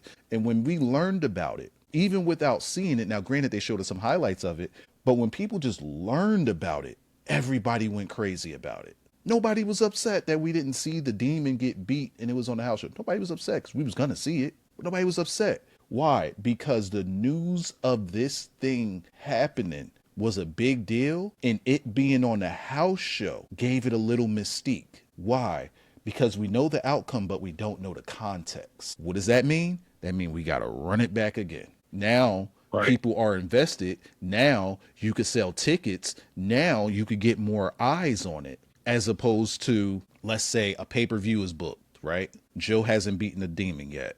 Pay-per-view is booked. We're going into this pay-per-view now. See, and this is, again, wrestling psychology. This is why I think differently when it comes to wrestling and how things are booked. Now, let's say you book Samoa Joe versus Demon Finn Balor. Demon Finn Balor's champion, and you book it for one of their PLEs or pay-per-views or whatever. We're going into this thinking, oh, he's wrestling the demon? Damn, feel bad for Joe. Joe's not going to win this. However, if you give us what you gave us on that house show, and you give us the mystique and that we don't know the context, we don't fully know how this all happened, and you give us that match again with Joe as champion, now we know, oh, Joe can beat this demon. He's the champion. He's already done it. How did he do it? What all happened during this match? Okay, now we get to see it. There's more intrigue that way, as opposed to, nah, that ain't gonna happen, and then it happening. You got more eyes to come and watch it because you had to question. As opposed to, and there's one way that you do it right, because then you could say, okay, let's go back to the Asuka example. There's no way anybody's beating Asuka. Well, it just wasn't nobody going to beat Asuka. But if they just did it on a pay-per-view, okay, cool, you did it on a pay-per-view. But we didn't think that it would happen, so I have less of a reason to buy it when I don't think it's going to happen versus a reason to buy it when I think this might be possible. I'm probably talking in circles. It's going all over the place, but I think the central focus is there. They created a mystique and they created intrigue is what I'm getting at. Absolutely. And that is virulently missing in today's wrestling. It's so far gone from today's product. And and we touched on it earlier, it's the simplicity of shit that will bring that back. Consistency in booking would fix a lot of that. Keep it going. I Like, talked the whole lot. It's all yours. Consistency in booking would fix a whole lot of that. Like you said, putting people in the proper positions, just putting titles on people meaninglessly for them to be a champion and nobody to face, no obstacle, or the face champion. There's still no obstacle because none of your heels have been booked properly because overprotection, which I'm so sick of that shit. Overprotecting everybody at this point, the heels and the Bro, you're protecting the people that you're protecting the winners and the losers. Like, why are we protecting the losers? Losing don't mean anything no more because they get the win right back. Like, people overuse the word jobber nowadays, but it's like, they misuse the word jobber because I actually miss jobbers. We need jobbers. We need jobbers back. They 1,000% miss jobbers. Saw jobbers. Saw Brooklyn Brawler was a jobber. We miss Harvey Whippleman. We miss a lot of those guys because a lot of those Gilbert. Guys, oh shit. Because Gilbert never won a match. Because a lot of those guys helped like, all right, I'm gonna name one name. And this right here is going to explain the importance of a jobber. James Ellsworth. Look at what he did for one man's career. Look at what he did for one man's career. And also not just look at what he did for one man's career. Look at what he did for one woman's career. Facts. But everybody get into wrestling these days with their ego. Let's look at Stevie Richards. Hell of a jobber back in the day. That whole little crew that was under Raven. All jobbers. All jobbers. Everybody was a jobber but him. Yeah. Them being in that flock propelled Raven for character. However, in matches, it helped those other people that was in the matches get over. They was wrestling people like the Dudleys damn near every week. They was wrestling, bringing up 911 again. They helped get 911 over. They was wrestling against the Pit Bulls. We gonna do that ECW conversation. Yo. Yeah, we got to get into that. That nigga said the Pit Bulls. Them was some demons, dog. For real. Them was some demons, man. We gonna do that one another day. Because we've been on this an hour and a half at this point, which is fine because we still got a lot to talk about with this one. Almost had a lot of meat on the bone, and you would have AO'd me. Oh shit! So, all right, did you have more points listed? Oh, yeah, for sure. Let's do it. So, kind of again piggybacking off a lot of what we're saying, the nowadays is influenced more by on the internet than the actual audience. All right, I want you to repeat that because you were cutting out. I'm sorry. So what I was saying was, it seems like the style in wrestling in general is more influenced by internet more so than the audience. What I mean by that is matches just often they feel designed to, try and get the 5-star rating, trend on Twitter, pressing hardcore fans, IWC nerds basically.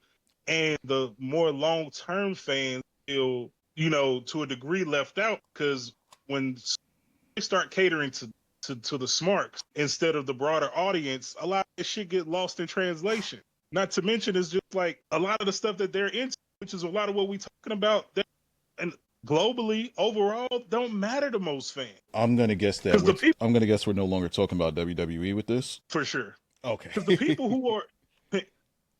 who are in tune with wrestling to the point where they know all they're using terminology as though they're a part of the fucking business. People are gonna watch wrestling anyway. That whole don't watch WWE. All of them are full of shit because if you only watch AEW, how in the hell do you still think that's going on in WWE? Your phone is catching a whole attitude with you. All right. This one is tough because one, I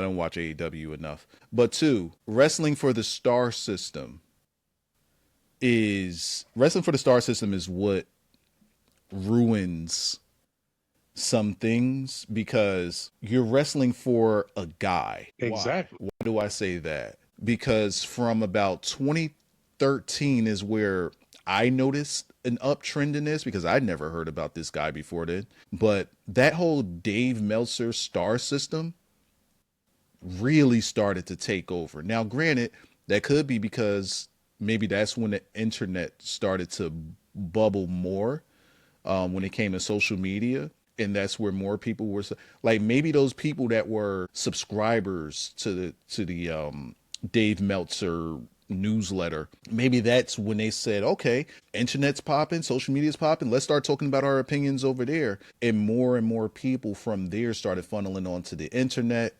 onto the social medias, and we started hearing about the star system more and more and more.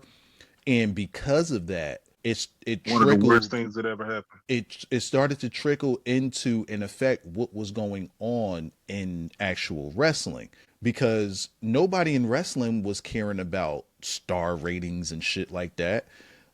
The only time you really heard about people caring about that was in, again, excuse me, ROH. That's pretty much all.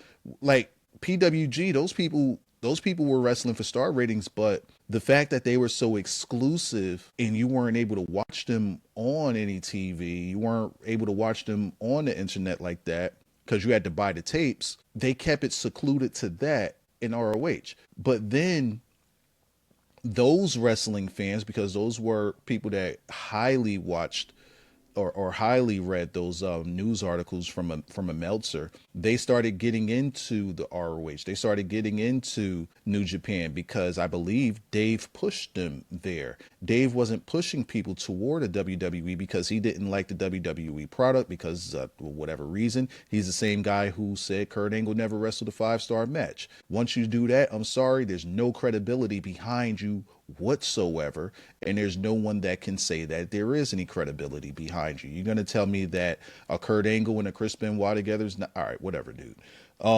You could freaking throw darts at a wall at Kurt Angle matches and pick a 5-star. But it's subjective. Nothing for me. That's literally the main. Once I heard he said some shit like that, There was no reason to listen to him anymore. it was no reason to ever listen to this dude. First of all, I'm just like you, closer to like 2015. No idea who the fuck this dude was. Mm-hmm. And basically, come to find out, he's just a super over glorified fan. Give even less of a fuck about what he thinks.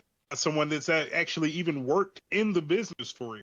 He's literally just an over glorified fan. You know what's crazy about it? How's this dude giving star ratings out for matches he never saw? What he did was he would lean on reviews of people that went to certain shows that he wasn't able to access. He would lean on reviews of people that went to house shows and things like that. And he would draw from that and say, okay, this match got this many stars without even ever seeing the match. Without actually ever even being there. And it's like, are people not paying attention to how he's doing this? He's not seeing these matches. Some matches he's seeing, yeah, sure. But how is he seeing these other matches which no one has access to? They're not on TV. They're not on tape. How does he know how many stars to give these matches? And I'm not even saying 5 stars. How does he know any amount of stars to give to these matches that he's never seen? Once you question that, then you got to question the legitimacy of anything else that he's posting about.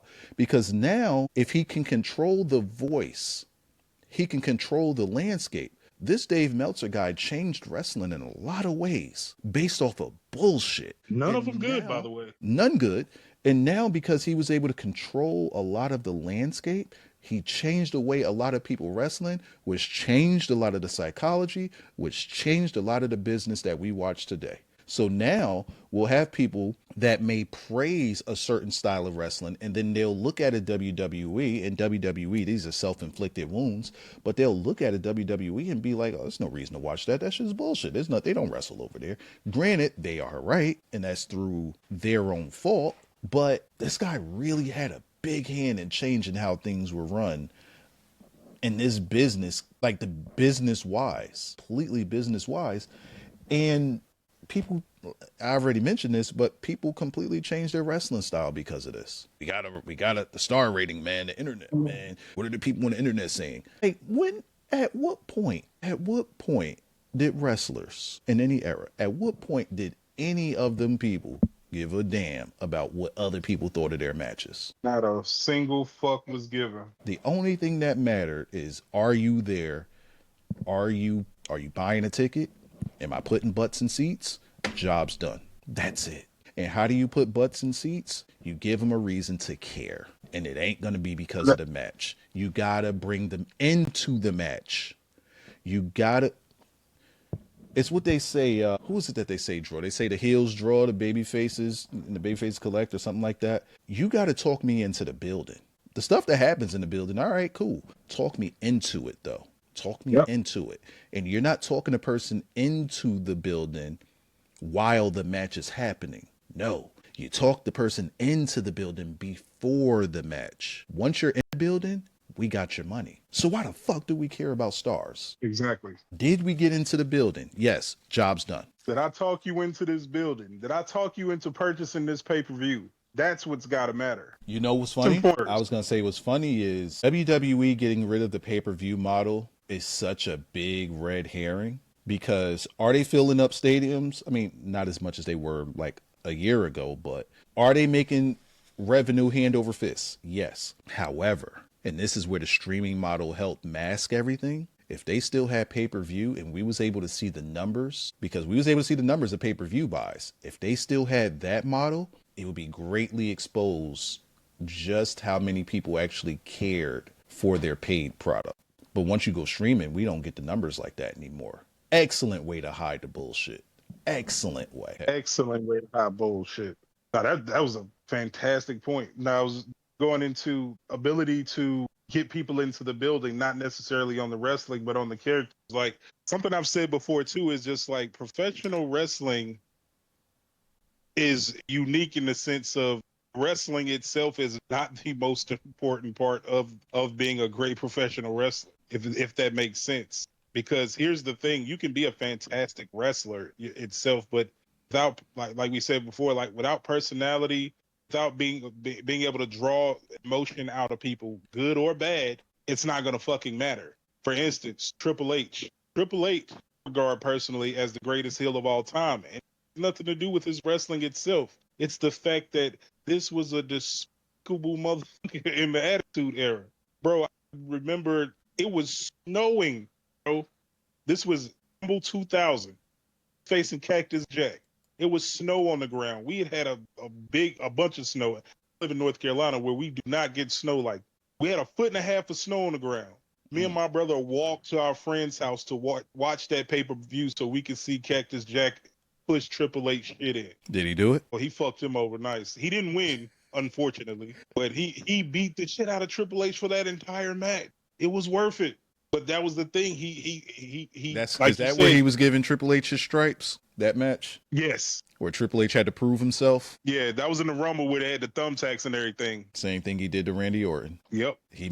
And you know what? Cactus Jack, Mankind, Dude Love, Mick Foley, glorified jobber. Glorified jobber. Yep. Absolutely. Definitely. He did his. You know how you know he's a glorified jobber? Because he was the main event jobber. Somebody who was a major star in WWE in the Attitude Era and a bit of in some of the Ruthless Aggression Era, they had to go through Mick Foley to become a star. Mm-hmm.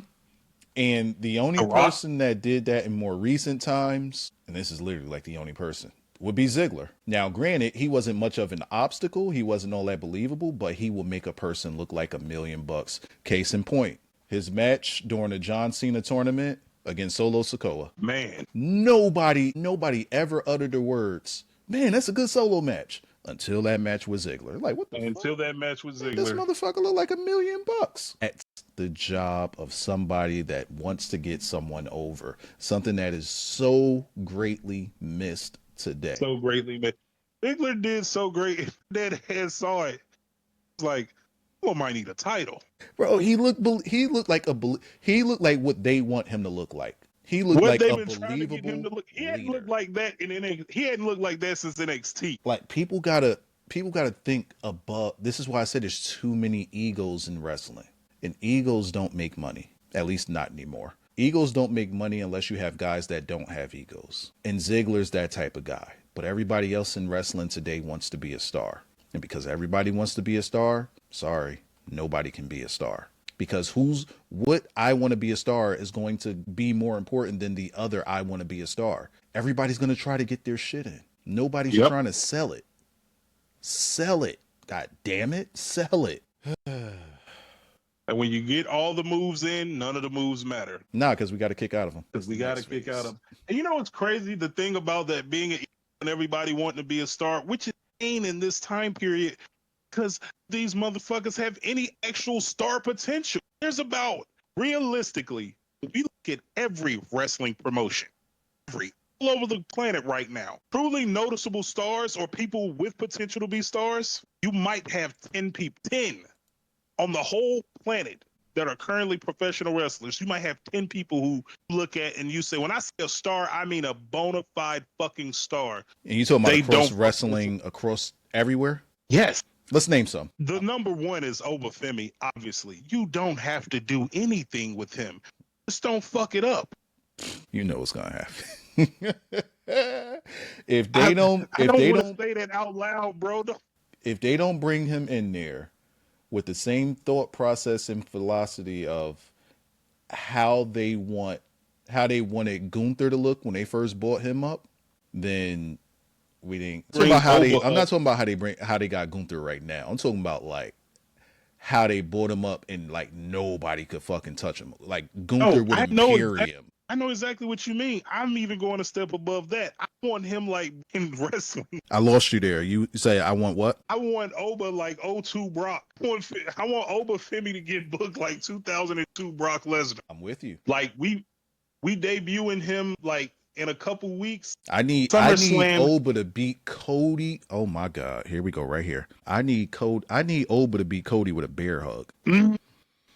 I just need him to beat him with a bear. I need Oba to beat Cody with a headlock. Beat him with a headlock. Because who's more important than a Cody? Like, all right. Let's say Cody don't got the title, right? Let's say he loses it to Randy Orton or somebody. You can even take the title off. Now, granted, it'd mean more if he did it with the title. But let's just say Cody doesn't have the title. You could still have Oba beat him with a headlock or a bear hug because of the name value that they gave Cody. Him beating him like that. I'm gonna tell you too, I don't want him to just like, I don't want it to be a competitive match. I need him to squash Cody. I want Cody's closest offense be like, oh, he's gonna hit the move and then it gets reversed. Or Oba just powers out of it. You know how I would not book him this way, but as far as like the type of importance, the same, what I would do with Trick, I would give him the same type of importance as they gave early Randy Orton. Yep. Early Randy. Like the way that they was glazing Orton when he first got on that main roster from OVW. The youngest is, he's going to be the top guy this, he's going to carry the company. The whole glaze factory that they gave him. They was glazing and protecting the shit out the motherfucker. Golden showers and everything. Bruh, I'm doing that with Trick Willie. Now, we already saw how they done fucked up with Javon Evans. Let's have him sign his contract on a commercial break. All right, dog, y'all got it. Oh, what y'all doing here, bro? And then follow it up with the Uso. Did you see it? Pissed me off. That shit pissed me off something crazy. I was pissed for the duration of the stream when they did that. They did the Javon Evans on commercial break and then followed it up with like 4 more promos. What? Had the Usos come out and do absolutely nothing. All right, dog. Y'all got it. Y'all win. I can't do nothing with this. So, like, all right. All right, the same way I just did Trick Williams. Here's what I would do with Javon Evans. The type of star power I would put behind him would be the same way that they booked Jeff Hardy. When Jeff Hardy was getting that super push and they was making him a superstar, is the same type of importance that I would give to Javon Evans to make him feel like that. Yep. I'm agreeing with you. That's Brock. Javon, that's Jeff Hardy. Trick said you pushing him like young Randy Orton. Like young Randy Orton. Right out. Agreed. Mello, I'm pushing. Mello is my new edge. I'm not against it because that could work. Mello could go either way, and there's a lot that you could do with Mello. At some It is. point, I would even go as far as to say mid '90s Shawn Michaels type of push. I was thinking that too. I was like, if not Edge, Shawn Michaels. Put him with a big, and you good to go. You know what? That's how they're not going to do this. Clearly, they wouldn't think of doing this in a million years. But if you was to put, let's say you want to turn him back heel at some point, and you put Omos with him the same way that you did AJ Styles, Yeah. I think that Carmelo would get him over a lot more than AJ did. Make Omos mellow Shawn Michaels. Make him as Diesel, you mean? Yeah, make him as Diesel. Let's see who else they got. All right. I don't know if we're on topic anymore, but let's say you bring up the women, right? Which women they bring up? Jordan Grace. Jordan Grace, I am instantly, and they could have done this with Ivy Nile, but it's probably better with Jordan Grace. I would treat her like Jacqueline as far as wait, Jacqueline. No, Jazz. I would treat her like Jazz as far as how much of a world beater and a dog she could be. But the difference being that Jordan Grace has infinitely more personality than Jazz has ever had. Both super credible, and both look like they will push your shit in. But both of them small. Both of them are small, right? Who's the other chick that they got going up? Sol Ruka. I don't think that they announced her, but Sol Ruka. What would be her counterpart? They announced her on NXT last night that she was going up too. Okay. What would be her counterpart? This one is hard because she's so different. This one is actually not easy at all. So damn. She's an anomaly. Like, she's somebody that could pretty much start her own path. But what type of push would we give her, like, as a woman's push that we've seen before? Because I almost want to say almost female Jeff Hardy. That's what I was thinking. That's the exact person I'm thinking. Were there any other women that they announced? I don't even know how we got to this. They already got Lash up. Lord. Well, all right. Have you checked? Because you like Lash. Could be because of her stature. But I've always struggled with what it is that people see in Lash. Because you're not the only one. People loved them some Lash, and I never could see it. Are you still on the Lash train? Oh yeah. All right, smarten me up because I'm not. I've seen potentially what Lash could be. I don't know if you've ever seen the match Lash had with Lyra Valkyria in NXT. This is, I believe, when Lyra was. You believe in Lyra? Tell you what happened. Because I lost you. Lyra was NXT champion, and she was supposed to be having a match with a girl named Green Hair. Shotzi. She's not in Shotzi. She was having a match with Shotzi, and Shotzi got hurt. Shotzi ended up tearing her ACL in the match. Of course she did. While they on TV, they had to get so Lash comes out to fill in for the match, and the match actually turns out to be really, really good. So I'm like, Lash really do got a lot of potential. Like, I see where she can be really good at. So for me, depending on how and she is really athletic too, even at her size and stature. So she's got plenty of personality, a personality you might not necessarily be fond of, but she's got plenty of it. I was gonna say that. Like the bougie, they call her the bougie bully, right? Yeah, the bougie bully. Right. Now, I don't necessarily care for that, but I could see that hitting a certain demo, and a lot of those people would really love it, but I don't think that they're fleshing it out right.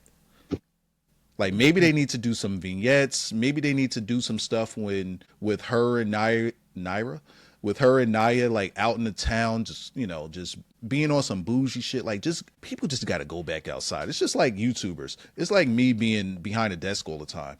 Why is it sometimes go outside and bring a camera with you so we could give a fuck? Like, that's what a lot of WWE is missing, because we don't get to see the character. Remember that from back in the day? We used to see all type of like, not necessarily vignettes, but like segments that was outside the arena, like Henry and China going on a date. Ooh. Them motherfuckers going out getting in bar fights. Like, I was just gonna say, like, that's exactly how Cesaro and Sheamus got themselves over. That's exactly how Zeb Coulter got Zach. Is this? What is it? Big not Zach. Guy. You talking about Jack Swagger. Yeah. That's how he got Jack Swagger over. Like, just doing stuff just outside of the wrestling sphere. Go outside. Let us see, like, you want us to gravitate to these characters. Okay, let us see these characters in their everyday way of life, and let us see them looking like they are more important than everyday people. So, like, if we look at if we look at a Sheamus and a Cesaro or a Mark Henry and we put them in a bar, right? And we film everybody that's in that bar, these dudes are going to stand out. And when they start fighting and the people in the bar, we'll look at the people around the bar and be like, oh, them regular people. Because these dudes over here that's fighting, I wouldn't want no problems with them if I was in that bar like them regular people. Put them in human situations. That way we can see just how much larger than life that they can be. Right. That circles back to the bougie bully thing. Let us see it, because just telling us that she's the bougie bully, Do what does that that all mean? the time with people, and not by trying to give them a character by forcing a nickname on them, but do nothing to back up or substantiate the nickname they gave them or why they had. Yep. I think I Okay, if lost you you. have There you this, go. you have this nickname. Okay, why in the hell do you have this nickname? Why are you the boss, or why are you the CEO? Why are you the bougie bully? Why are you the charismatic enigma? Are you the people's champion? Why are they calling you the hitman? How are you the heartbreak kid? What the fuck is it supposed to mean? It gotta mean something. It can't just have it for no reason. Agreed. I just got to make sure that we ain't lose you this time. No, I'm still here. I'm still here. It's like, yo, it gotta mean something.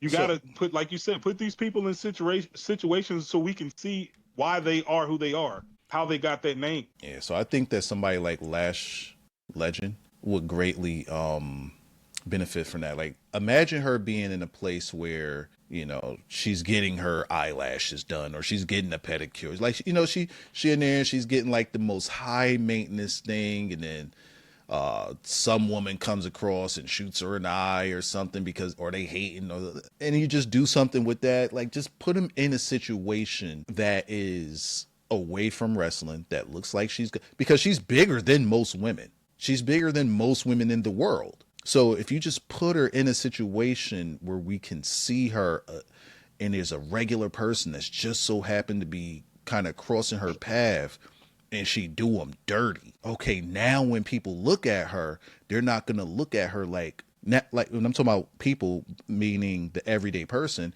Now when the everyday person looks at her, they'll feel a little inferior to her, because that is what the wrestling business, that's what made the wrestling business so popular, is that, like we said, I'm gonna talk a little different in front of Aaron Darnold than I am Sami Zayn. Right now, a woman might feel like, oh, I'm gonna talk this way around Lash Legend, and I'll talk the same way around fucking Lyra Harley Valkyria Cameron. or her. They'll talk to them the same way. They'll talk to them with the same tone. They'll talk to them with the same voice. Why? Because there's no threat there. And not that there's a real, like, just psychologically. And that's what made wrestlers a lot of money in their day, is that they were able to just psychologically, because of their branding and their presentation, they just look like a much bigger deal, and they made you believe it. Right now, everybody's just, hey, I'm just like you. I don't want you to be just like me. I could watch YouTube for that. Oh my God. Wow. I can watch YouTube to see a bunch of me's. I can watch YouTube. I don't have to pay. Exactly. I don't have You're to pay a supposed to few be hundred or a few $1,000 to see me. facts. Also, I wanted to throw this out there, even though he's the man. So And then you'll have YouTubers come into wrestling and be just as good as them in no time. Sorry, go ahead. that shit's so fucking retarded. Imagine Like, Logan Paul coming into the Attitude Era. Holy. that's what I'm saying. That's another thing too. It's supposed to be so much better because you got all these no personality, but then get mad because Logan Paul coming in doing some of the same shit y'all can do, or doing shit that most people ain't never even seen before. Did that moonsault from the top rope to the outside And doing it better. at SummerSlam last year? That shit was Doing it better. Ain't that some shit? Doing it better. bitch. Like, imagine now, mind you, look at our pop culture stars from the that came into and how they tried to make that work and how that shit failed. Logan Paul is quite successful in wrestling. So is Pat McAfee. They made David Arquette heavyweight champion in WCW, and that shit bankrupted the business.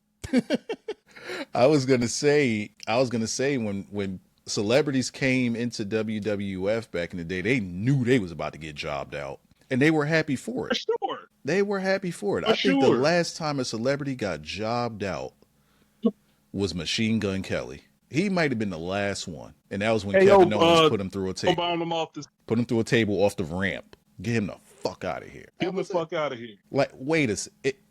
You know what? I know when it all started. I know when all this bullshit with those celebrities started. What's that? Kevin fucking Federline and Kevin John fucking Cena. Federline. Pin John Cena. It all goes back to John, nobody don't it? beat no John Cena. And in comes Kevin Federline. The word. You want to talk about, oh my God. Because think about it. Celebrities and wrestlers before Kevin Federline versus after Kevin Federline. Only celebrity that I could think of that didn't get jobbed out before that was they wasn't playing with Mike Tyson like that. Oh, I mean, and that's because that's Mike Tyson. Well, all right. So we're not talking about real athletes, though. Because if we're talking about real athletes, then you got to throw Lawrence Taylor in there and having a full match with Bam Bam, even though Bam Bam took him into the deep sea. Like, other than that, like, if you take away athletes and leave it just at celebrities, you're not really going to name any celebrities that was able to compete with wrestlers back then as opposed to after Kevin Federline. Just a lot of stuff went into why long-term wrestling fans can't vibe with what we see today. All of this stuff happened piece by piece by piece, and it built up to what we have today and what became acceptable. Why did it become acceptable? Because they started spoon feeding us for years and years. Yep. And we started to accept more and more and more. Excuse me. And now we have what we have today. And nobody that's an older fan likes what we have today. People that have been watching for 5 to 10 years, they soak this shit up. They love it.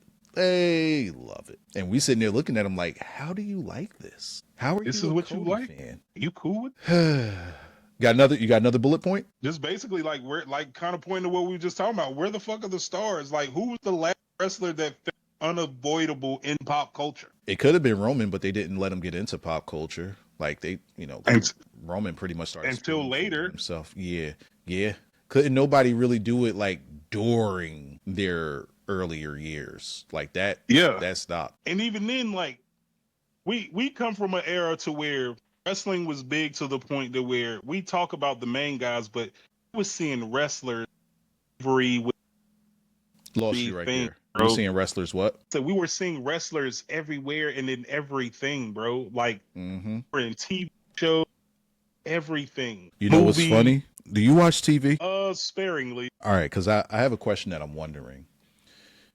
Not again, back to the 90s. In the 90s, snap into a Slim Jim. You seen them commercials everywhere. Macho Man was Randy Savage. Macho Man was Slim Jim. Now, WWE and Slim Jim are like hand in hand, right? Do you see any Slim Jim commercials outside of WWE and think WWE based on what they show us? Do you even see Slim Jim commercials? No, I don't recall it. Last time I seen a Slim Jim commercial at anything. I remember as a kid going into stores and I would see the Slim Jim boxes with Macho Man on it or near it. Now, when you go into a store, if you see Slim Jim anything, you don't see anything WWE related. It's just Slim Jim. It's just Slim Jim. I say that to say, even when they try to get with something that has outside marketing or outside branding, it still doesn't translate. Like this Street Fighter movie, right? What it seemed to have been to wrestling fans, it seemed to have been a much bigger deal when we knew that Roman was going to be a part of it. Once they started bringing other wrestlers or announcing that other wrestlers was into it, people stopped caring. Or maybe it's just me, because once they brought Cody into it and they say he's going to be Guile, I'm like, all right. Like, I was cool with Roman and Akuma, and they was pushing the whole thing behind that. Cody and Guile, all right, you got it. Some dude from New Japan, and all right. You don't even hear about it much no more. Not like it was when they just announced with one person. Did I get away from your point? It just don't seem as important, because it's just like, I'm saying they would single-handedly be they on their own on a TV show or a movie. Like now you're just trying to get all of them in a movie all at one time. Like imagine and you know what? Did you hear? And them as their star power be enough to sell that episode of that show or that movie. Damn, not the movie itself having to sell you on who they are. I was just about. I agree. Right now, the example I'm about to use goes along with it. You weren't around during this time because you were probably just born, but I was going to use the No Holds Barred example. You didn't hear about Tiny Lester until No Holds Barred, right? You didn't hear anything about him. But that movie, him being paired alongside of Hulk Hogan, made him because he was standing alongside of Hulk Hogan in the movie. Absolutely made him. Today, these characters. So what I was going to say is, imagine they do No Holds Barred and they threw Ted. Actually, this could have worked, but it kind of would have watered it down a little bit. But imagine if they threw Ted DiBiase in there. It kind of takes away from the star. I'm loosely using this, but it kind of takes away from the star power of Hogan being in there, because why we need two wrestlers in there? Right. Why do we need to this is me. I got this. That's like you go into a chick, right? And you know, like right now, your confidence is on 1,000,000. And your man's is like, hey man, let me co-sign for you. I'm cool right now. Hey man, I'm cool right now. I got this. I got it, bro. All right, let me ask if she got bruh, relax. Why? Because you about to water down what I'm gonna do. You about to water down this opportunity that I see right here. Don't water me down. You're gonna fuck it up for both of us. Chill out. Got it. Yeah. So now, going back to the Street Fighter thing, we got Roman there. Cool. Hey, let me get Cody in there too. Relax. Hey, let me get Cody. Hey, we ain't talking about Street Fighter no more, though. We ain't talking about it no more. They done put him in there. You know what? I'll give you another example and then we'll move on. John Cena as the, what was the shit that they piggybacked off of and made Randy Orton in, and they piggybacked off of that and made the Miz. What was it? The Marine. The Marine. John Cena as the Marine. It was getting over, right? The John Cena as the Marine. It was his first movies. All right, cool. John Cena as the Marine. Now he's getting into Hollywood a little bit. Here we go with WWE. Randy Orton. Hey man, let's get Randy in there. No, I got it. Relax. Hey man, let's get Randy in. Randy's in there. Fuck the Marine. You don't even hear about the Marine. Hey, now Randy's the Marine. Hey, man, let's get the Miz in there. All right, bro. Like, it got to a point where I forgot that Cena was in the Marine. I forgot he started this whole thing. One of them movies, Becky Lynch in it, too. Oh, shit, that's right. Because I think, ain't Dean Ambrose the Marine, too? Oh, now I got to look this up. Dean Ambrose. They start making them shits like they were Fast and Furious movies. Dean Ambrose is... What's this say? 12 rounds, 3 lockdown. So it was one of John Cena's movies. My fault. Yeah, where he's holding the pistol. Yeah, it's 12 rounds, not Marine, but they made too many sequels for both of them. Let's see, WWE. Damn, there's 5 of these things. Crazy work. Actually, I lied. There's 6. Is that Shawn Michaels? Yep. I was gonna say Shawn Michaels in one of them. Disgusted. Shawn Michaels, Becky Lynch. Yep, that's the one I was talking about. Mizanin. What were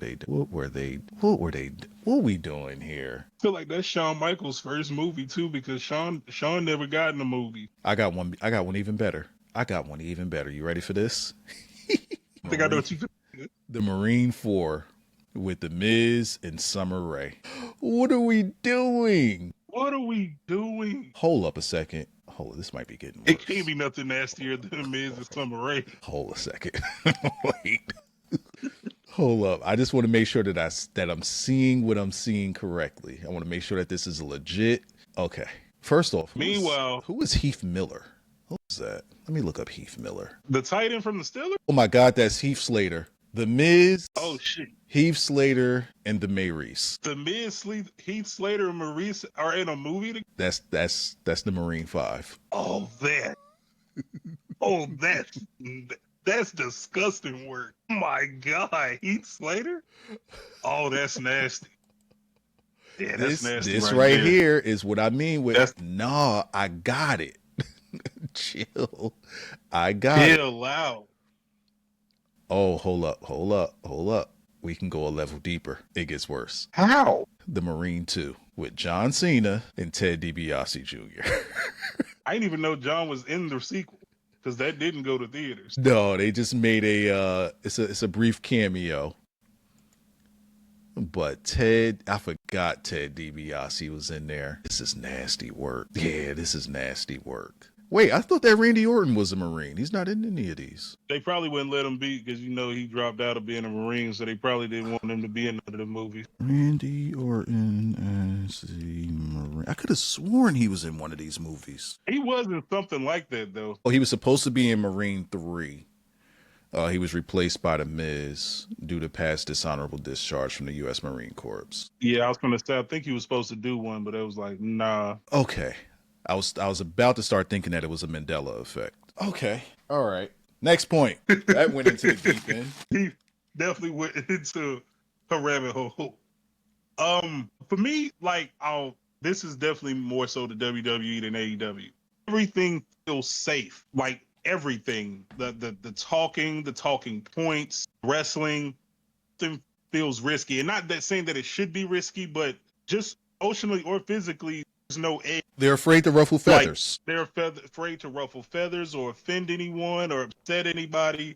And for instance, Danger being gone, a big point that we've made before. Where is the actual violence in the wrestling, specifically in WWE? Again, this is supposed to be a choreographed fight, essentially. There's still supposed to be some violence here, a show of violence. We don't see that.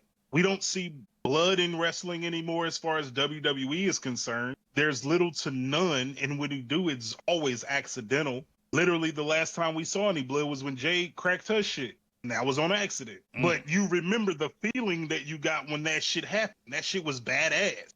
A little frightening because that was a lot of blood that came out in a very short amount of time. Yeah, I thought she was about to die. Ain't gonna lie to you. But the overall overarching point of that was it was a badass moment low key and gave her an edge and made her seem cooler because now she got this cool ass scar over her fucking eye that just added another layer of danger or edge to her character, especially with her being healed now. She's the real bougie bully. You know what? And that right there is something that could help. Crazy. Imagine her in a stable. Like, I guess that's the only way that you could get B-Fab over. But let's say you put her in a stable with B-Fab and Lash Legend. No, you're gonna need I mean, Jay could talk if she talked naturally. She talked much better as a heel than she did a babyface. But I feel like they might need that one person that B-Fab messes up that whole thing. Jesus Christ. I don't think he could do it. He's laid it on. He called B-Fab. Let's say you made a stable with Jade. Who would you put in that stable? You got 3 people. 3 people plus Jade or 3 people including Jade? Let's say plus. 3 people plus Jade. Okay, so that means I would construct this kind of like evolution.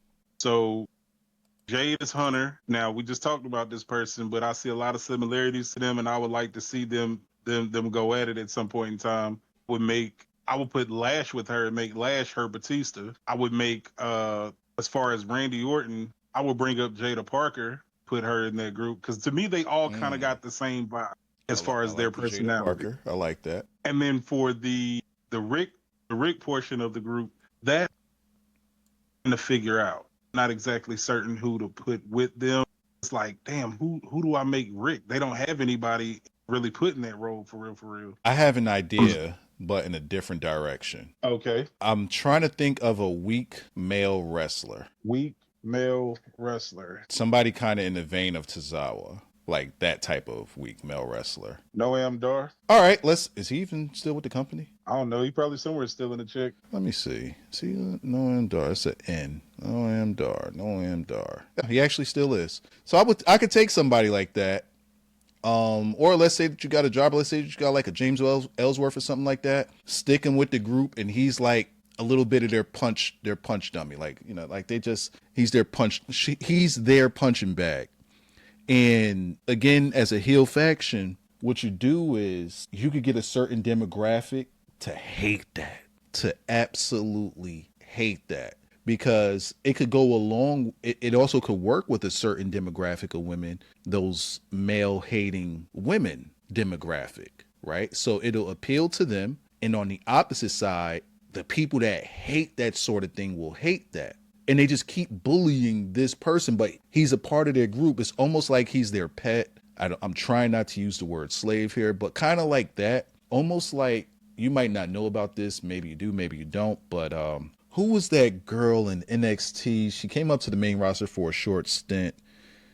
But before she went to NXT, there was this thing that had went around where she was a character that had these slave men under her. Oh my God. People that are actually listening to this are going to know exactly who I'm talking about. I cannot remember her name. She was in a tag team with, oh my God, she was a good looking girl too.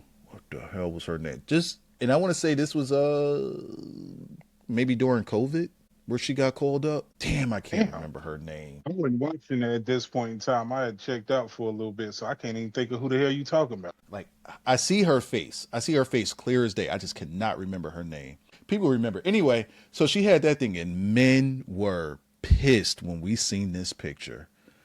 I think she even got some heat for having like there was a picture that came out of her in her room and she had some swastikas in the background. That's crazy work. You talking What about Tessa Blanchard? No. What the fuck was her name? And she ended up getting injured and they let her go after she got injured. She did get injured a bunch. Can't remember her name, but she was only on the main roster for like less than a year. I think she was in a tag team with Natty. I think she was on the tag team with Natty. Well, I definitely don't know who you talking about now. I'm gonna see if I can find her. Maxine Dupree et al. Naomi and Ronda Rousey. Lacey Phoenix. No, I don't want to know about the most relevant. This girl was really irrelevant. Anyway, it'll come to me at some point. We can move along from that. But that's the gimmick, just to get people to hate you. But then there's a certain sector that's gonna love it because they're crazy like that. But I could see heat coming from that, and I could also see like a babyface run coming from the guy that kind of gets away from that sort of thing, or they just let him go, whatever. Damn, that's not a bad idea either. It would definitely have to be somebody who got that type of personality that can get into something like that and possibly make something of it if he was to get a babyface run out of it. Okay, you shut up, keep talking. You keep going. I'm gonna find this. That's crazy. You go ahead because I'm gonna. But nah, I think that would definitely. I wouldn't be mad at that. Because what I was gonna say, low key, I can't figure out how to make it make sense right now, and it wouldn't be able to be possible right now, obviously for obvious reasons when I say the person's name. But Rick Roll would be perfect for Naomi. You said what row? Hit row? I said for the faction I came up with, it would have been a perfect role for Naomi. I found her. It was Aaliyah, not his daughter. No. All right, I'll send you her. You see her, you'll know exactly who she is. As soon as I send this to you. There you go. Or let me send you the picture. There you go. Oh, yeah. Definitely forgot all about her. Oh, okay. I know you're talking about now. Okay, so I did go back. But go ahead, what you were saying? No, I definitely remember seeing her. I didn't know that was her gimmick, though. That'll definitely work, though. Now I'm going to see if I can find those old pictures. But continue on. You was going in on a point. Yeah, basically, I was saying how I believe that you could get that to work far as both groups. Book them, I think, could work. I think for my Evolution version, find a way to put Naomi in that group. It should be like the Ric Flair of the groups, considering she the OG that would fall in line with the theme and gimmick of the group. I think Jada would be a good Randy Orton piece. I like putting Jada with Jade. I think something like that would help out a lot. Lash, I don't think Lash would fit in with that. Same size, dominant personality. I don't think that she would work. The whole point, though, it was the same. It was literally the same shit with Batista. Well, no, because Batista was under the learning tree. That's nasty. You said the learning tree, and I thought about Jericho. That's nasty. Yeah, Batista was still learning. So, and another reason we need new stars, man. I'm them relying on old wrestlers. Even though your phone is having an attitude with you, but that's a damn good point too. Over reliance on older wrestlers or part-time or retired wrestlers, legends. Back when I grew up, them retired wrestlers, them legends, You know what they was doing when they came back for a cameo? Getting their shit pushed in. Facts. Why? Because we got to get the people over that are here that matters. And that's the biggest difference, because these motherfuckers come back and be beating the motherfuckers up. The The hell out niggas that's of. actually wrestling now. Beating the hell out of them. And what happens? Everybody applauses for it. Everybody cool with it. What does that mean? These guys that are here today are not more important than the people that were here before. That doesn't work. That does not help what you have. Because those people get to go home. These people still got to be here. They're going to be here tomorrow night and the night after that and the night after that. So again, how can we gravitate to this? We can't. We can't. It keeps us saying the era that we watched is better than what's here today. Why? Because they're showing it to us. They're Literally showing you it. in your faces. But Stone Cold could come on SmackDown on Friday night and he's going to have the loudest applause. Be Stone Cold. I ain't even going to go that extreme. Hear a mid-carder from our end, and the place would go. Bruh, people are sitting here clamoring for Jericho. Dead ass. People are waiting to hear the countdown. In the year of our Lord 2026, people talking about some break the walls down. Now, I'm not that guy. He's Canadian. I love Chris Jericho. He is one of my favorite all time. Jericho is in my top 5. Oh, Lord. I don't give a shit about seeing this dude. I want him to stay gone. Especially if he can come in there looking all nasty. Built how he built? No. Absolutely the fuck not. All right, so we touched on... Hey, all right, so we talked about the legends. We talked about the legends. Damn, how many bullet points you had? That was the last of them right there. I pretty much got over everything else I wanted to get off. We got all our shit in? Yeah, I got everything in I wanted to say. Closing thoughts. Is there any saving modern wrestling for older wrestling fans? Or anything that could save? I believe so. I don't believe it's fully out of redemption. It's just it's really keeping shit like literally make finishers matter again. What happened? I heard make finishers matter again. Make finishers matter again. Selling and psychology. I feel like you bring that back, the rest will probably take care of itself. That's how I really feel. You psychology, selling, and bringing back finishers and protecting finishers once again. Overall, using your brain as far as the booking is concerned. Everybody wants to be a star, so fucking what? Everybody can't be a star. Know your role and shut your mouth. Where I can go somewhere else and be a nobody. We make stars here. And that goes for either company. If you really want to take this shit to the next level, you should a certain way here. This is how it's done. This is how it's done the right way. And we're not just speaking on, this is just nostalgia. No, this is real world shit. This is how you make wrestling bigger than it was, as big as it was, or possibly bigger. It's a proven formula. It works. Excuse me, I'm drinking Gatorade. I'm with you, 100% on you. Me, I would keep it simple. Well, not keep it simple. I'll give you some simple answers. Bring back violence. People gotta die. Fact. Give me these stories. Why do we care? The why, like you said. Also, push stars. Create stars. Create Stone Cold Steve Austin out of stunning Steve Austin. Great.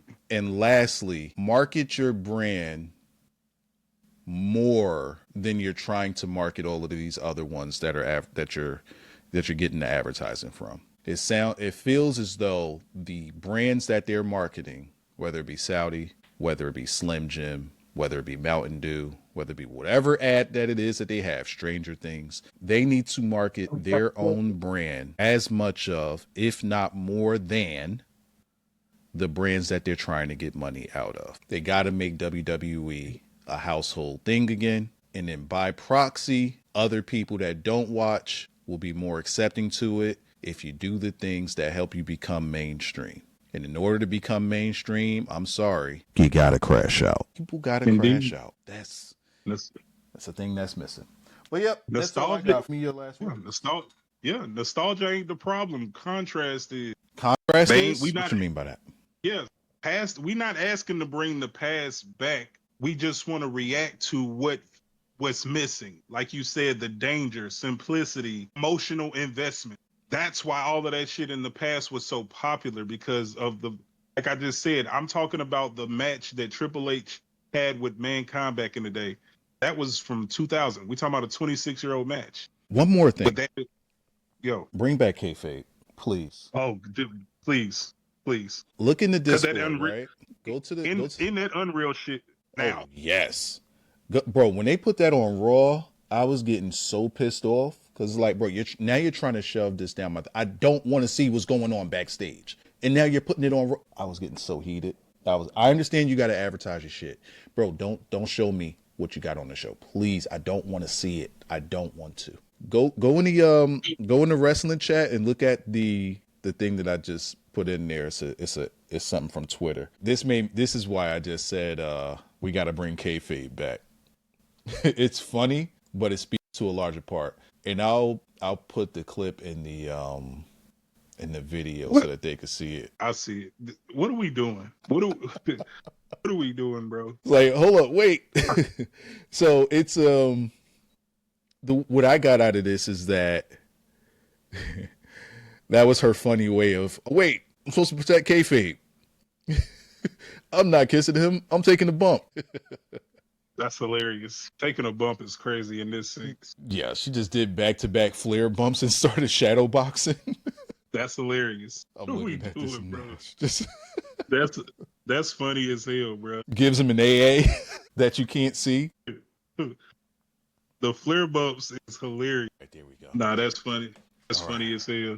And gave him the 5-knuckle shuffle. She did? That's what it looked like at the end. Or the punch at the like end? it. After the middle fingers and the All right. Yeah, so bring back kayfabe. yes, please. I don't want to know what's going on in these people's day-to-day life. I don't want to know about what they do personally. I don't want to know about their families. I don't want to know that Kevin Owens has an obscenely large child that might not be his, allegedly. I just made that up, but that kid is way too tall to be his. That motherfucker is ridiculously. Bro, there's a picture with Kevin Owens, his son, and Omos together.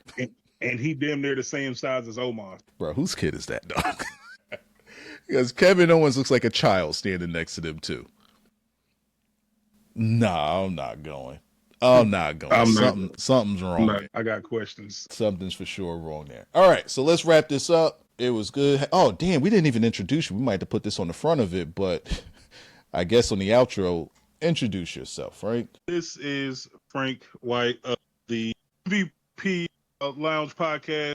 Check us out over on this channel, P's Lounge. Myself, Kudo, my boy Marquez, Tom Soul pops in. Waza pops up over there. Check us out. We talk about everything going on in wrestling, amongst other things. Come check us out. Give us a listen. All right, you're going to hate me for this, but not as much as you're going to hate your phone. But don't worry, I'll clean it up in post. I'll put it all together and we'll be... Hey, man, he gave him the drop that Charlemagne wasn't giving up. I think we got some of it. He's Frank White of the MVPs, along with his folks. I'll leave it. What do you call those things? I'll leave a link down in the description for you to check them out. They talk a whole lot more wrestling over there. They put out a whole lot more videos than I put out damn near every day. But don't worry, I'm gonna get to it myself as well. I'll link. Who's in your group? Like you said I'm in there a little bit. Once in the blue moon. Got Soul, yourself, Kudo, Marquez, and Bass. Yeah, Bass is putting in some pain. Bass taps in with us every now and again. Yeah, they have a good time over there. Whole lot of AEW shit too. But that's on Alvin. That's his thing. But gotta find a way to bury him on the end. All right, Frank, I'm gonna let you get out of here. We did the intro on the outro, all the same. I will catch you later. Peace. Okay, folks, that is all I have for this one. That went way longer than intended. Pretty much turned into a podcast.